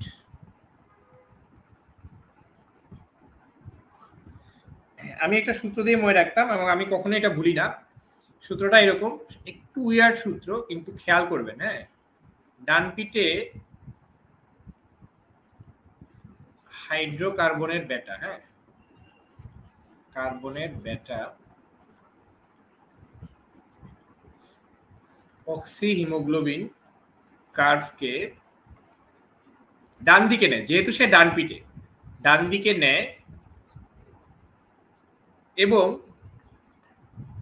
Oxygen হিমোগ্লোবিনের affinity, affinity মানে কি? ভালোবাসা, এফিনিটি বা ভালোবাসা কমায়, কমায় মানে অক্সিজেন আর হিমোগ্লোবিনের এফিনিটি বা ভালোবাসা কমায়। যেহেতু সে ডান পিঠে, সো সে ভালোবাসা কমায় দিবে। এখন ডান পিঠে দিয়ে আমরা কি মনে রাখবো? আমাদের মেইন চারটা ফ্যাক্টর, হাইড্রোকার্বনের বেটা দিয়ে মনে রাখবো। হাইড্রো দিয়ে হচ্ছে হাইড্রোজেন, কার্বন দিয়ে হচ্ছে কার্বন ডাইঅক্সাইড, বেটা দিয়ে হচ্ছে 2,3 বিপিজি, এটাকে 2,3 ডিপিজিও বলে, বাই বিসফসফোগ্লিসারেট, আর টা দিয়ে হচ্ছে টেম্পারেচার। তাহলে এই জিনিসগুলো বাড়লে কোন দিকে যাবে? ডান দিকে যাবে, ঠিক আছে? ডান দিকে যাবে। আর ডান দিকে যাওয়া মানে হচ্ছে ডান পিঠে যেহেতু সে ডান দিকে নিচ্ছে, তার মানে ভালোবাসা বা অ্যাফিনিটি কমাবে। তাই ডান দিকে গেলে অক্সিজেন হিমোগ্লোবিনের ভালোবাসা কমে। এখন আপনারা একটু চিন্তা করে দেখেন, অক্সিজেন আর হিমোগ্লোবিনের ভালোবাসা কমা দরকার কোথায়? টিস্যুতে নাকি লাংসে? আপনারা একটু বলেন তো, ডান দিকে যাবে কোথায়? টিস্যুতে নাকি লাংসে? আমার লাংসে তো অক্সিজেন নেওয়া দরকার। হ্যাঁ, তাহলে হিমোগ্লোবিনের সাথে অক্সিজেনের অ্যাফিনিটি বেশি থাকা দরকার কোথায়? লাংসে। আর অক্সি হিমোগ্লোবিনের অ্যাফিনিটি কোথায় থাকা কম থাকা দরকার? টিস্যুতে, তাই না? কারণ টিস্যুতে অক্সি হিমোগ্লোবিন থেকে অক্সিজেনটা বের হয়ে টিস্যুতে যেতে হবে, ঠিক কিনা? দেখেন এই জিনিসটাই কিন্তু বোর ইফেক্ট, এই কথাটাই কিন্তু বোর ইফেক্ট। যাই হোক, মানে মূল কথা হচ্ছে ডান দিকে যাওয়া মানে অ্যাফিনিটি কমা। আফিয়া ফেরদৌস সোনিয়া বলেছেন টিস্যু, ভেরি গুড। এটাই তো বেসিক, এই কিছু বেসিক কথাবার্তা আছে, এগুলো আমাদের একটু খেয়াল রাখতে হবে। এখন আমরা চলে আসি ডান পিঠ। আচ্ছা এখন আরো 2-3টা জিনিস আছে যারা ডান দিকে নেয়, ডান দিকে নেয় এরকম আরো 2-3টা জিনিসের মধ্যে মনে রাখবে।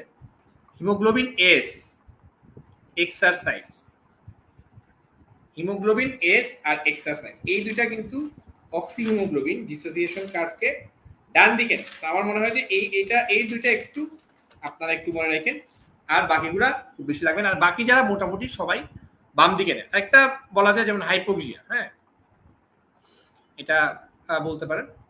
আচ্ছা এরপরে আমরা চলে আসি এক্লিমেটাইজেশন। এক্লিমেটাইজেশন মানে কি? আচ্ছা এক্লিমেটাইজেশন মানে হচ্ছে আপনি যখন অনেক দিন পাহাড়ের উপরে থাকবেন, তখন পাহাড়ের উপরে আপনার উঠার পরে হাই অ্যালটিটিউডে আপনার কিছু শরীরে কিছু চেঞ্জ হবে। এটার সবচেয়ে সহজ যেটা মনে রাখার উপায় হচ্ছে সব বাড়ে, শুধু তিনটা জিনিস ছাড়া। প্রেশার অফ অক্সিজেন কমে, প্রেশার অফ কার্বন ডাইঅক্সাইড কমে এবং হাইড্রোজেন কমে যায়। তার মানে হাইড্রোজেন কমা মানে কি? পিএইচ বাড়ে। হাইড্রোজেন আর পিএইচ তো উল্টা। তাহলে প্রেশার অফ অক্সিজেন কমে, প্রেশার অফ কার্বন ডাইঅক্সাইড করে, প্রেশার অফ হাইড্রোজেন আর এর মানটা কমে যায়। তাহলে সব বাড়ে, এই তিনটা কমে যাবে, মনে থাকবে। আর বাকি যা যা থাকবে সব বাড়ে। এটা হচ্ছে সহজ উদ্যোগ।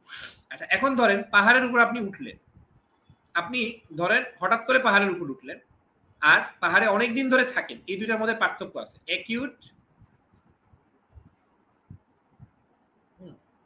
High altitude. অ্যাকিউটলি যদি আপনি হাই অ্যালটিটিউডে উঠেন তখন অক্সিহিমোগ্লোবিন ডিসোসিয়েশন কার্ভ যাবে হচ্ছে লেফট শিফট হয়, এটা একটু মনে রাখেন। আর হচ্ছে ক্রনিক যদি হয়, ক্রনিক বা রেসিডেন্ট, রিজাইডিং মানে অনেক দিন ধরে যা পাহাড়ের উপর থাকে, রিজাইডিং ইন হাই অ্যালটিটিউড মানে ক্রনিক্যালি থাকছে, সেক্ষেত্রে হচ্ছে রাইট শিফট। তাহলে অ্যাকিউট হলে লেফট শিফট আর ক্রনিক বা রিজাইডিং হলে রাইট শিফট।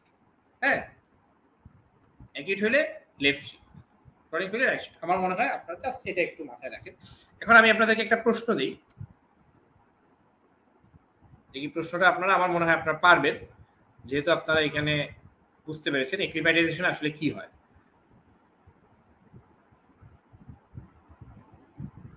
সারফেক্টেন্টের ফাংশন, এটাও খুবই গুরুত্বপূর্ণ।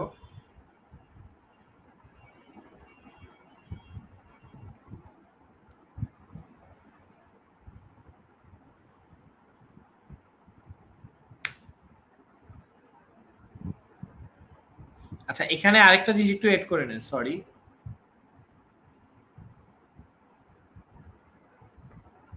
ও হ্যাঁ, না সরি, আমি এড করে দিয়েছি। ফাংশন অফ সারফেক্টেন্ট এটা লাগবে, হ্যাঁ এড করা আছে। অনেক কিছু বলেছে, আমি যে কথাগুলো বললাম এগুলো মনে রাখবেন। বোর ইফেক্ট, হেলডেন ইফেক্ট, এগুলো একটু রিডিং চাইলে পড়ে নিতে পারেন, এখন সময় নেই আসলে এগুলো পড়ার। এগুলো থেকে প্রশ্ন খুব বেশি আসে না।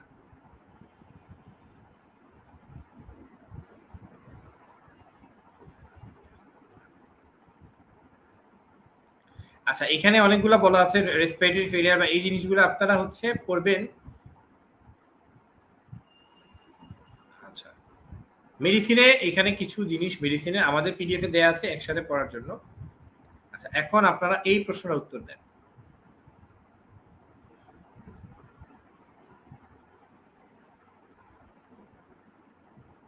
Effects of moving to high altitude include an increase in, কোন কোন জিনিসে ইনক্লুড হয় এটা আমাকে একটু জানান, একটু চিন্তা ভাবনা করে বলেন।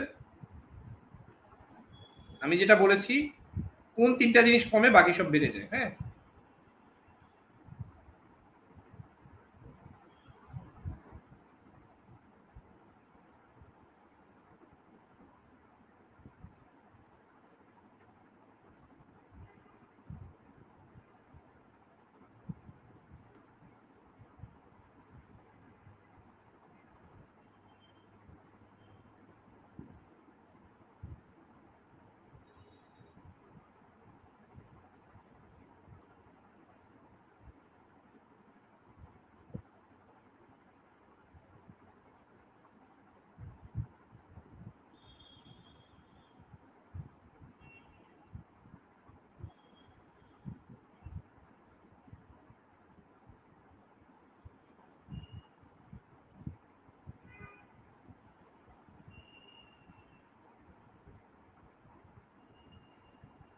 শাখাত হোসেন কমেন্ট করেছেন,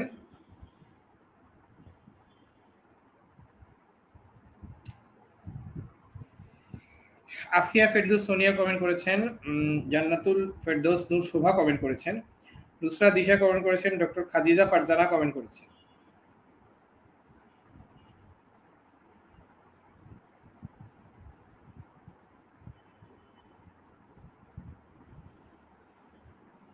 যাই হোক, অনেক অনেক ধন্যবাদ আপনাদেরকে। আমার মনে হয় আপনারা বুঝতে পেরেছেন। তাহলে কোন মানে আমি বলেছিলাম যে আর্ট মানে PCO2 তিনটা জিনিস কমে যায়, PCO2 কমে যায়, প্রেশার অক্সিজেন কমে যায়, আর হচ্ছে হাইড্রোজেন আয়ন কমে যায়। তাহলে বাকি সবগুলা বাড়বে। তাহলে আর্টারিয়াল পিএইচ বাড়বে, ট্রু। আরএল PCO2 ফলস, PO2 ফলস, এটা ট্রু, এটা ট্রু। ঠিক আছে, এরপরে আমরা একদম ক্লাসের শেষ টপিকে চলে এসেছি, এটা হচ্ছে আমাদের সিভিএস।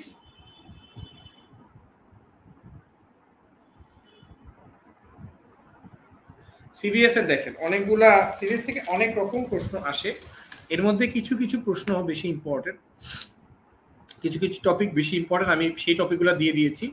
আর সেই টপিকের থেকে যদি প্রশ্ন আসে আশা করি আপনারা পারবেন। আর এটা হচ্ছে সবচেয়ে ইম্পর্টেন্ট টপিকের list, super most important topic. হ্যাঁ, সুপার মোস্ট ইম্পর্টেন্ট টপিক। আর আমার মনে হয় যে টপিকগুলো দিয়েছি আপনারা চেষ্টা করবেন সবগুলো টপিক দেখার জন্য, মোস্ট ইম্পর্টেন্ট টপিক। আর সুপার মোস্ট যেগুলো থেকে আসলে আসার সম্ভাবনা অনেক অনেক বেশি। আচ্ছা, এখন আমরা চলে আসি আপনাদেরকে একটু দু একটা কথা একটু বলি।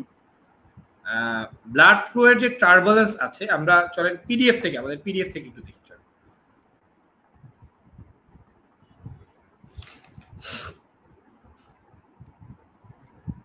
আমাদের পিডিএফ এ সবকিছুই দেয়া আছে।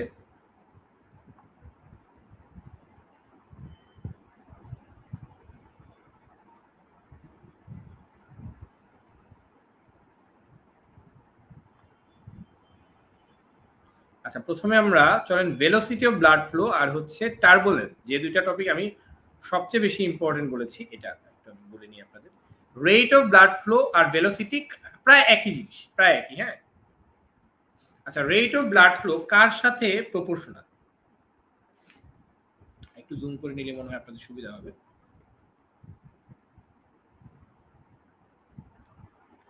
আপনারা কিন্তু চিন্তা ভাবনা করলেও এখানে কিছু উত্তর পাবেন। রেট অফ ব্লাড ফ্লো কিসের সাথে প্রপোর্শনাল? হ্যাঁ, এই সূত্র আমি একটা সূত্র লিখে দিচ্ছি। সূত্রটা হচ্ছে টিভি প্রেম, টিভি প্রেম, এটা হচ্ছে রেট অফ ব্লাড ফ্লো সূত্র। রেট অফ ব্লাড ফ্লো কার কার সাথে প্রপোর্শনাল, এটা হচ্ছে টিভি প্রেম। টি দিয়ে মনে রাখবেন total cross sectional area. Cross sectional area এটা মানে কিন্তু এটা কিন্তু কাইন্ড অফ রেডিয়াসটাকেও বোঝাচ্ছে। ধরেন এইখানে যতটুকু ব্লাড ফ্লো হবে, এটা যদি বড় হয় ব্লাড ফ্লো কিন্তু তার থেকে বেশি হবে, তাই না? ক্রস সেকশনাল এরিয়া যত বেশি হবে। আবার ছোট ছোট ভেসেলের ক্ষেত্রে টোটাল ক্রস সেকশনাল এরিয়াটা হিসাব করা হয়, সেক্ষেত্রে ব্লাড ফ্লো তত বেশি হবে যত বেশি ক্রস সেকশনাল এরিয়া। ভি দিয়ে হচ্ছে ভেলোসিটি অফ ব্লাড ফ্লো। তাহলে ভেলোসিটি যত বেশি হবে রেট তত বেশি হবে না? রেট আর ভেলোসিটি প্রায় একই জিনিস, তাই না? আচ্ছা, পি দিয়ে মনে রাখবেন প্রেসার গ্রেডিয়েন্ট। প্রেসার গ্রেডিয়েন্ট মানে কি? ধরেন এই যে একটা ভেসেল ধরেন, হ্যাঁ, ভেসেলের এইখানে আর এইখানে এই দুইটা এন্ডে প্রেসার পার্থক্য যত বেশি হবে ব্লাড ফ্লো তত বেশি হবে, এটা হচ্ছে প্রেসার গ্রেডিয়েন্ট। আর দিয়ে কি মনে রাখবেন? রেডিয়াস মনে রাখবেন। আচ্ছা, ই দিয়ে হচ্ছে ইলাস্টিসিটি। ইলাস্টিসিটি যত বেশি হবে, ইলাস্টিসিটি যত বেশি হবে ব্লাড ফ্লো রেট তত বেশি হবে। ই দিয়ে মনে রাখবেন। হ্যাঁ, আচ্ছা, পি দিয়ে কিন্তু আরেকটা মনে রাখতে পারেন, সেটা হচ্ছে পাম্পিং অ্যাকশন অফ হার্ট। তাহলে পি দিয়ে আমরা দুইটা মনে রাখবো, এটা হচ্ছে প্রেসার গ্রেডিয়েন্ট আর একটা হচ্ছে পাম্পিং অ্যাকশন অফ হার্ট। এই দুইটা যত বেশি হবে তত বেশি ফ্লো এর রেট বেশি হবে। আচ্ছা, এম দিয়ে মনে রাখবো কি আমরা? Metabolic activity. মেটাবলিক অ্যাক্টিভিটি যত বেশি হবে তত ব্লাড ফ্লো রেট বেশি হবে। আর ইনভার্স কি? যে জিনিসগুলো ব্লাড ফ্লোকে কমায় দেয়, ব্লাড ফ্লো রেটটাকে কমায় দেয়, রেজিস্ট্যান্স, ভিসকোসিটি, লেন্থ। তাহলে এটা আরেকটা ইম্পর্টেন্ট হচ্ছে টার্বুলেন্স। টার্বুলেন্সটা দেখি এখানে আছে কিনা। টার্বুলেন্সটা মানে উপরে রেখে আসছে। টার্বুলেন্স মানে কি? টার্বুলেন্স মানে হচ্ছে এলোমেলো প্রবাহ, তাই না? এলোমেলো। হ্যাঁ, আচ্ছা, টার্বুলেন্সটা কার সাথে directly proportional? Turbulence is directly proportional to DDV. DDV এই তিনটার সাথে ডিরেক্টলি প্রপোর্শনাল হচ্ছে টার্বুলেন্স। ডিডি হচ্ছে diameter of blood vessel, density of blood আর হচ্ছে ভেলোসিটি। তাহলে ডায়ামিটার, ডেনসিটি এবং ভেলোসিটি এই তিনটার সাথে টার্বুলেন্সটা ডিরেক্টলি প্রপোর্শনাল। হ্যাঁ, আর ইনভার্সলি হচ্ছে ভিসকোসিটির সাথে। তাহলে ডিডিভি কি? Turbulence is proportional to DDV. DDV কি? Diameter, density, velocity. তাহলে ডায়ামিটার, ডেনসিটি এবং ভেলোসিটি যত বেশি হবে টার্বুলেন্স মানে এলোমেলো প্রবাহ তত বেশি হবে স্বাভাবিকভাবে। ভেলোসিটি যত বেশি হবে এলোমেলো প্রবাহ তত বেশি হবে। আচ্ছা, এখন এখানে আমি আর আপনাদের খুব বেশি কিছু বলছি না, যেহেতু আমাদের সময় কম। কার্ডিয়াক সাইকেলটা আসলে এখান থেকে কিছু কিছু প্রশ্ন আসতে পারে, কখন ফার্স্ট হার্ট সাউন্ড ক্রিয়েট হয়, কখন সেকেন্ড হার্ট সাউন্ড ক্রিয়েট হয়। আচ্ছা, হার্ট সাউন্ডটা পড়তে হবে খুব ভালোভাবে। আচ্ছা, হার্ট সাউন্ডের মধ্যে 1 নাম্বার আর 2 নাম্বারটাই বেশি ইম্পর্টেন্ট। হ্যাঁ, আচ্ছা, 1 নাম্বারে এক নাম্বার যে হার্ট সাউন্ড আছে, হার্ট সাউন্ড 1 S1, আর এটা হচ্ছে S2। S1টা হচ্ছে ক্লোজার অফ এভি ভালভ, মানে বড় বড় ভালভ যেগুলো আছে, মাইট্রাল ভালভ, ট্রাইক্লাসপিড। আর S2 হচ্ছে ক্লোজার অফ সেমিলুনার ভালভ, যেমন অ্যাওর্টিক ভালভ আর হচ্ছে পালমোনারি ভালভ। আচ্ছা, মনে রাখবেন ফার্স্ট হার্ট সাউন্ডটা হচ্ছে সফট এবং লো পিচ, এই দুইটা কথা আমরা মনে রাখবো। সেকেন্ড হার্ট সাউন্ডটা হচ্ছে শার্প, শর্ট এবং হাই পিচ। তাহলে এটা হচ্ছে লো পিচ, আর সেকেন্ড হার্ট সাউন্ডটা হচ্ছে হাই পিচ। এখন আরেকটা ইম্পর্টেন্ট জিনিস হচ্ছে আমাদের সাইডটা চাইলে একটু মনে রাখতে পারেন। ফার্স্ট হার্ট সাউন্ডটা হচ্ছে অ্যাপেক্স বিটের সাথে বেশি শোনা যাবে, সেকেন্ড হার্টটা হচ্ছে অ্যাওর্টিক আর পালমোনারি এরিয়াতে বেশি শোনা যাবে। আচ্ছা, ফার্স্ট হার্ট সাউন্ড আর সেকেন্ড হার্ট সাউন্ড যে কোনটা, এটা ডেভিডসনের বক্স। হ্যাঁ, মনে রাখবেন ফার্স্ট হার্ট সাউন্ড দুইটা জায়গায় মেইনলি বড় হয়, একটা হচ্ছে বেশি হয় হাইপার ডাইনামিক সার্কুলেশন, যেমন এনিমিয়া, প্রেগনেন্সি, থাইরোটক্সিকোসিস, আর এটা হচ্ছে মাইট্রাল স্টেনোসিস। আর ফার্স্ট হার্ট সাউন্ডটা সফট হবে হার্ট ফেলিওর এবং মাইট্রাল রিগার্জিটেশন, এই দুটো আমাদের জন্য বেশি ইম্পর্টেন্ট। সেকেন্ড হার্ট সাউন্ডের ক্ষেত্রে গুরুত্বপূর্ণ হচ্ছে সেকেন্ড হার্ট সাউন্ড লাউড কখন হয়। সেকেন্ড হার্ট সাউন্ড লাউড হবে, দেখেন লাউড S2, একটু মনে রাখেন লাউড S2 হচ্ছে হাইপার টেনশন। একটা যদি মনে রাখেন লাউড S2 কজ, সেটা হচ্ছে হাইপার টেনশন। সিস্টেমিক এবং পালমোনারি হাইপার টেনশনে লাউড S2 পাওয়া যায়, খুবই গুরুত্বপূর্ণ। সিস্টেমিক এবং পালমোনারি হাইপার টেনশনে লাউড S2 পাওয়া যায়। হ্যাঁ, আচ্ছা, এছাড়া লাউড মানে S2 এর ক্ষেত্রে আরেকটা জিনিস আমরা মনে রাখতে পারি, এটা হচ্ছে স্পিডিং। ফিক্সড ওয়াইড স্পিডিং পাওয়া যায় হচ্ছে ASD তে। ফিক্সড ওয়াইড স্পিডিং অসম্ভব গুরুত্বপূর্ণ। ASD তে S2 ফিক্সড ওয়াইড স্পিডিং, এটা মনে রাখেন, ওয়াইড স্পিডিং। হ্যাঁ, ভেরিয়েবল ব্লাড বাট ওয়াইড স্পিডিংও পাওয়া যায়, যেমন রাইট বান্ডল ব্লকে, আর রিভার্স স্পিডিং পাওয়া যায় লেফট বান্ডল ব্লকে। হ্যাঁ, ঠিক আছে। আর থার্ড হার্ট সাউন্ডের ক্ষেত্রে একটা মনে রাখতে পারেন, ফিজিওলজিক্যাল থার্ড হার্ট সাউন্ড পাওয়া যায় ইয়াং পিপল আর প্রেগনেন্সি। আর প্যাথোলজিক্যাল যেখানে সফট হার্ট সাউন্ড S1 পাওয়া যাবে, সেখানে হার্ট ফেলিওর এবং মাইট্রাল রিগার্জিটেশন। হ্যাঁ,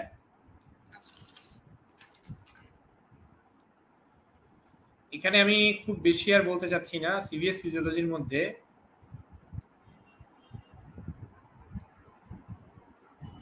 আচ্ছা, আরেকটা টপিক আমি আপনাদেরকে একটু বলে দিই, এই টপিকটা থেকে রিসেন্টলি আমি দেখলাম কিছু প্রশ্ন এসেছে। হ্যাঁ, এই টপিকটা আমাদের জন্য রিসেন্ট সময়গুলোতে যেহেতু এই টপিকগুলো থেকে প্রশ্ন এসেছে, আমার মনে হয় এই টপিকটা একটু দেখে রাখা দরকার।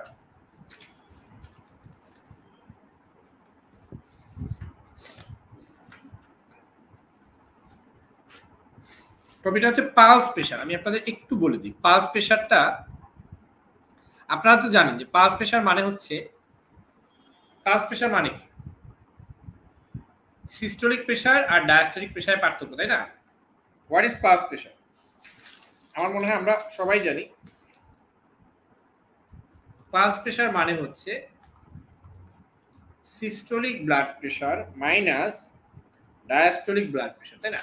এখন এই পালস প্রেশারটা কিছু কিছু জিনিসের সাথে সমানুপাতিক, কিছু জিনিসের সাথে ব্যস্তানুপাতিক। মনে রাখবেন পালস প্রেশার, এটা একটু লিখে রাখেন, pulse pressure is directly proportional to stroke volume and pulse pressure is directly proportional to stroke volume ছাড়া আরেকটা জিনিস আছে, এটা হচ্ছে ইলাস্টিসিটি। হ্যাঁ,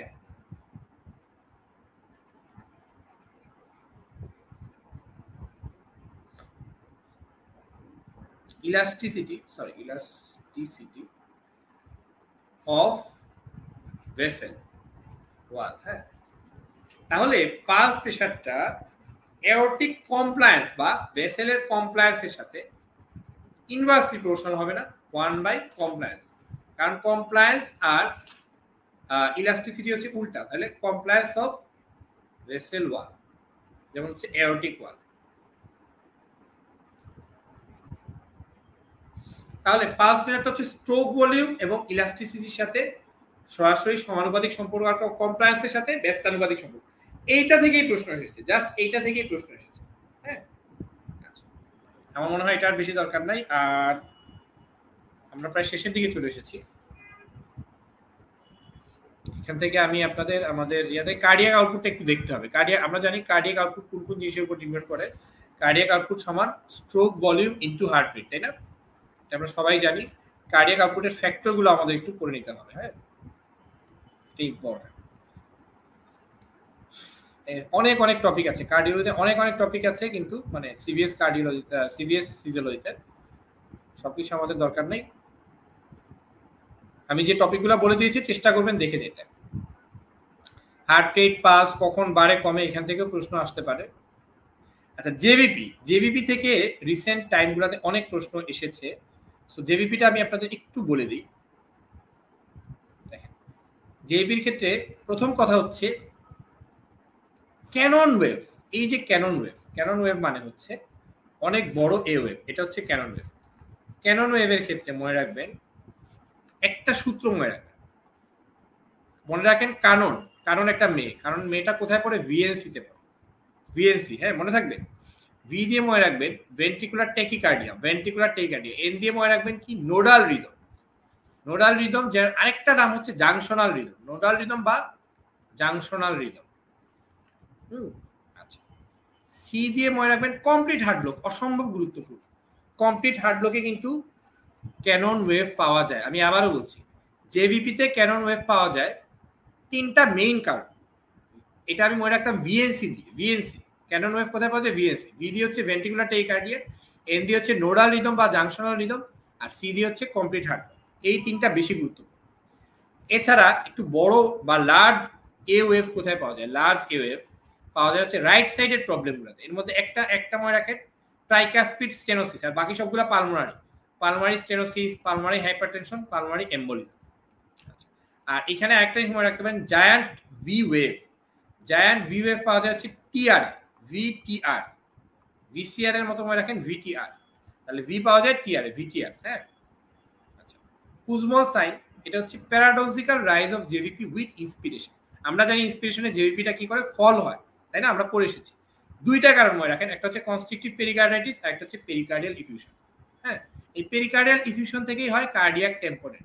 একই জিনিস, শুধুমাত্র ক্লিনিক্যাল ফিচার ডেভেলপ করলে এটাকে বলা হয় কার্ডিয়াক টেম্পোরেট। হ্যাঁ, আর এক্স ডিসেন্ট ওই একই মনে রাখেন, ক্রনিক কনস্ট্রিকটিভ পেরিকার্ডাইটিস, আর একটা হচ্ছে কার্ডিয়াক টেম্পোরেট। যদিও এখন এগুলোর মধ্যে একটু পার্থক্য আছে। আমরা শেষের দিকে চলে এসেছি, আর আমি আর পড়াবো না কিছু খুব একটা। আপনারা মোটামুটি ভাবে আমি আপনাদেরকে বলে দিয়েছি কিছু কিছু ইম্পর্টেন্ট যেগুলা বুঝতে সমস্যা হয় সেগুলো আমি আপনাদেরকে বলে দিয়েছি। আজকে আমার মনে হয় এতটুকুই থাকুক। আর আপনারা যারা মেইল অ্যাড্রেস কমেন্ট করেছেন, আমরা তাদেরকে আজকে পিডিএফটা পাঠিয়ে দিব। কিন্তু মনে রাখতে হবে, আমি কিন্তু দেখেন প্রত্যেকটা সাবজেক্টে 2টা সাজেশন আপনাদেরকে রিকমেন্ড করেছি। প্রথমে দেখেন মোস্ট ইম্পর্টেন্ট টপিক, যারা পরে জয়েন করেছেন তাদেরকে আমি বলছি। প্রথমে দেখেন মোস্ট ইম্পর্টেন্ট টপিক। হ্যাঁ, মোস্ট ইম্পর্টেন্ট টপিক সবগুলাই পড়ার চেষ্টা করবেন, কারণ এখান থেকে আপনার 80% আশা করি কমন করবে মোস্ট ইম্পর্টেন্ট টপিক থেকে। হ্যাঁ, এরপরে দেখেন আমি আরো কমিয়ে দিয়েছি, সেটা হচ্ছে সুপার মোস্ট ইম্পর্টেন্ট টপিক, যেখান থেকে আশা করছি আমরা 50 থেকে 60% কোশ্চেন কমন পড়ার কথা। তো যাই হোক, অনেক অনেক ধন্যবাদ। আজকে ক্লাসটা আপনাদের কেমন লাগলো অবশ্যই জানাবেন। আর পরবর্তীতে আমরা এরকম ক্লাস আরো নেওয়ার চেষ্টা করব। কাল পরশুর মধ্যে একটা ক্লাস দিব ইনশাআল্লাহ। এছাড়া আমরা চেষ্টা করব প্রত্যেকটা সাবজেক্টে এরকম করে আপনাদের একটু গুছিয়ে দিতে, মানে কোন টপিকগুলো আপনি পড়ে যেতে হবে, যেগুলো মিস দেওয়া যাবে না, এগুলো আপনি যেখান থেকেই পড়েন। আমাদের শীটে মোটামুটি সবগুলো টপিকই দেওয়া আছে। এর বাইরে যদি কোনো কিছু পড়তে চান সেটাও করতে পারবেন, আমাদের এই সিলেবাসটা বা আমাদের এই সাজেশনটা ফলো করতে পারেন। তো অনেক অনেক ধন্যবাদ সবাইকে, শুভরাত্রি, সবাই ভালো থাকবেন। আর এক্সক্লুসিভ এডুকেশন 8 এর সাথে থাকবেন। আজকে ক্লাসটা কেমন লাগলো জানাবেন।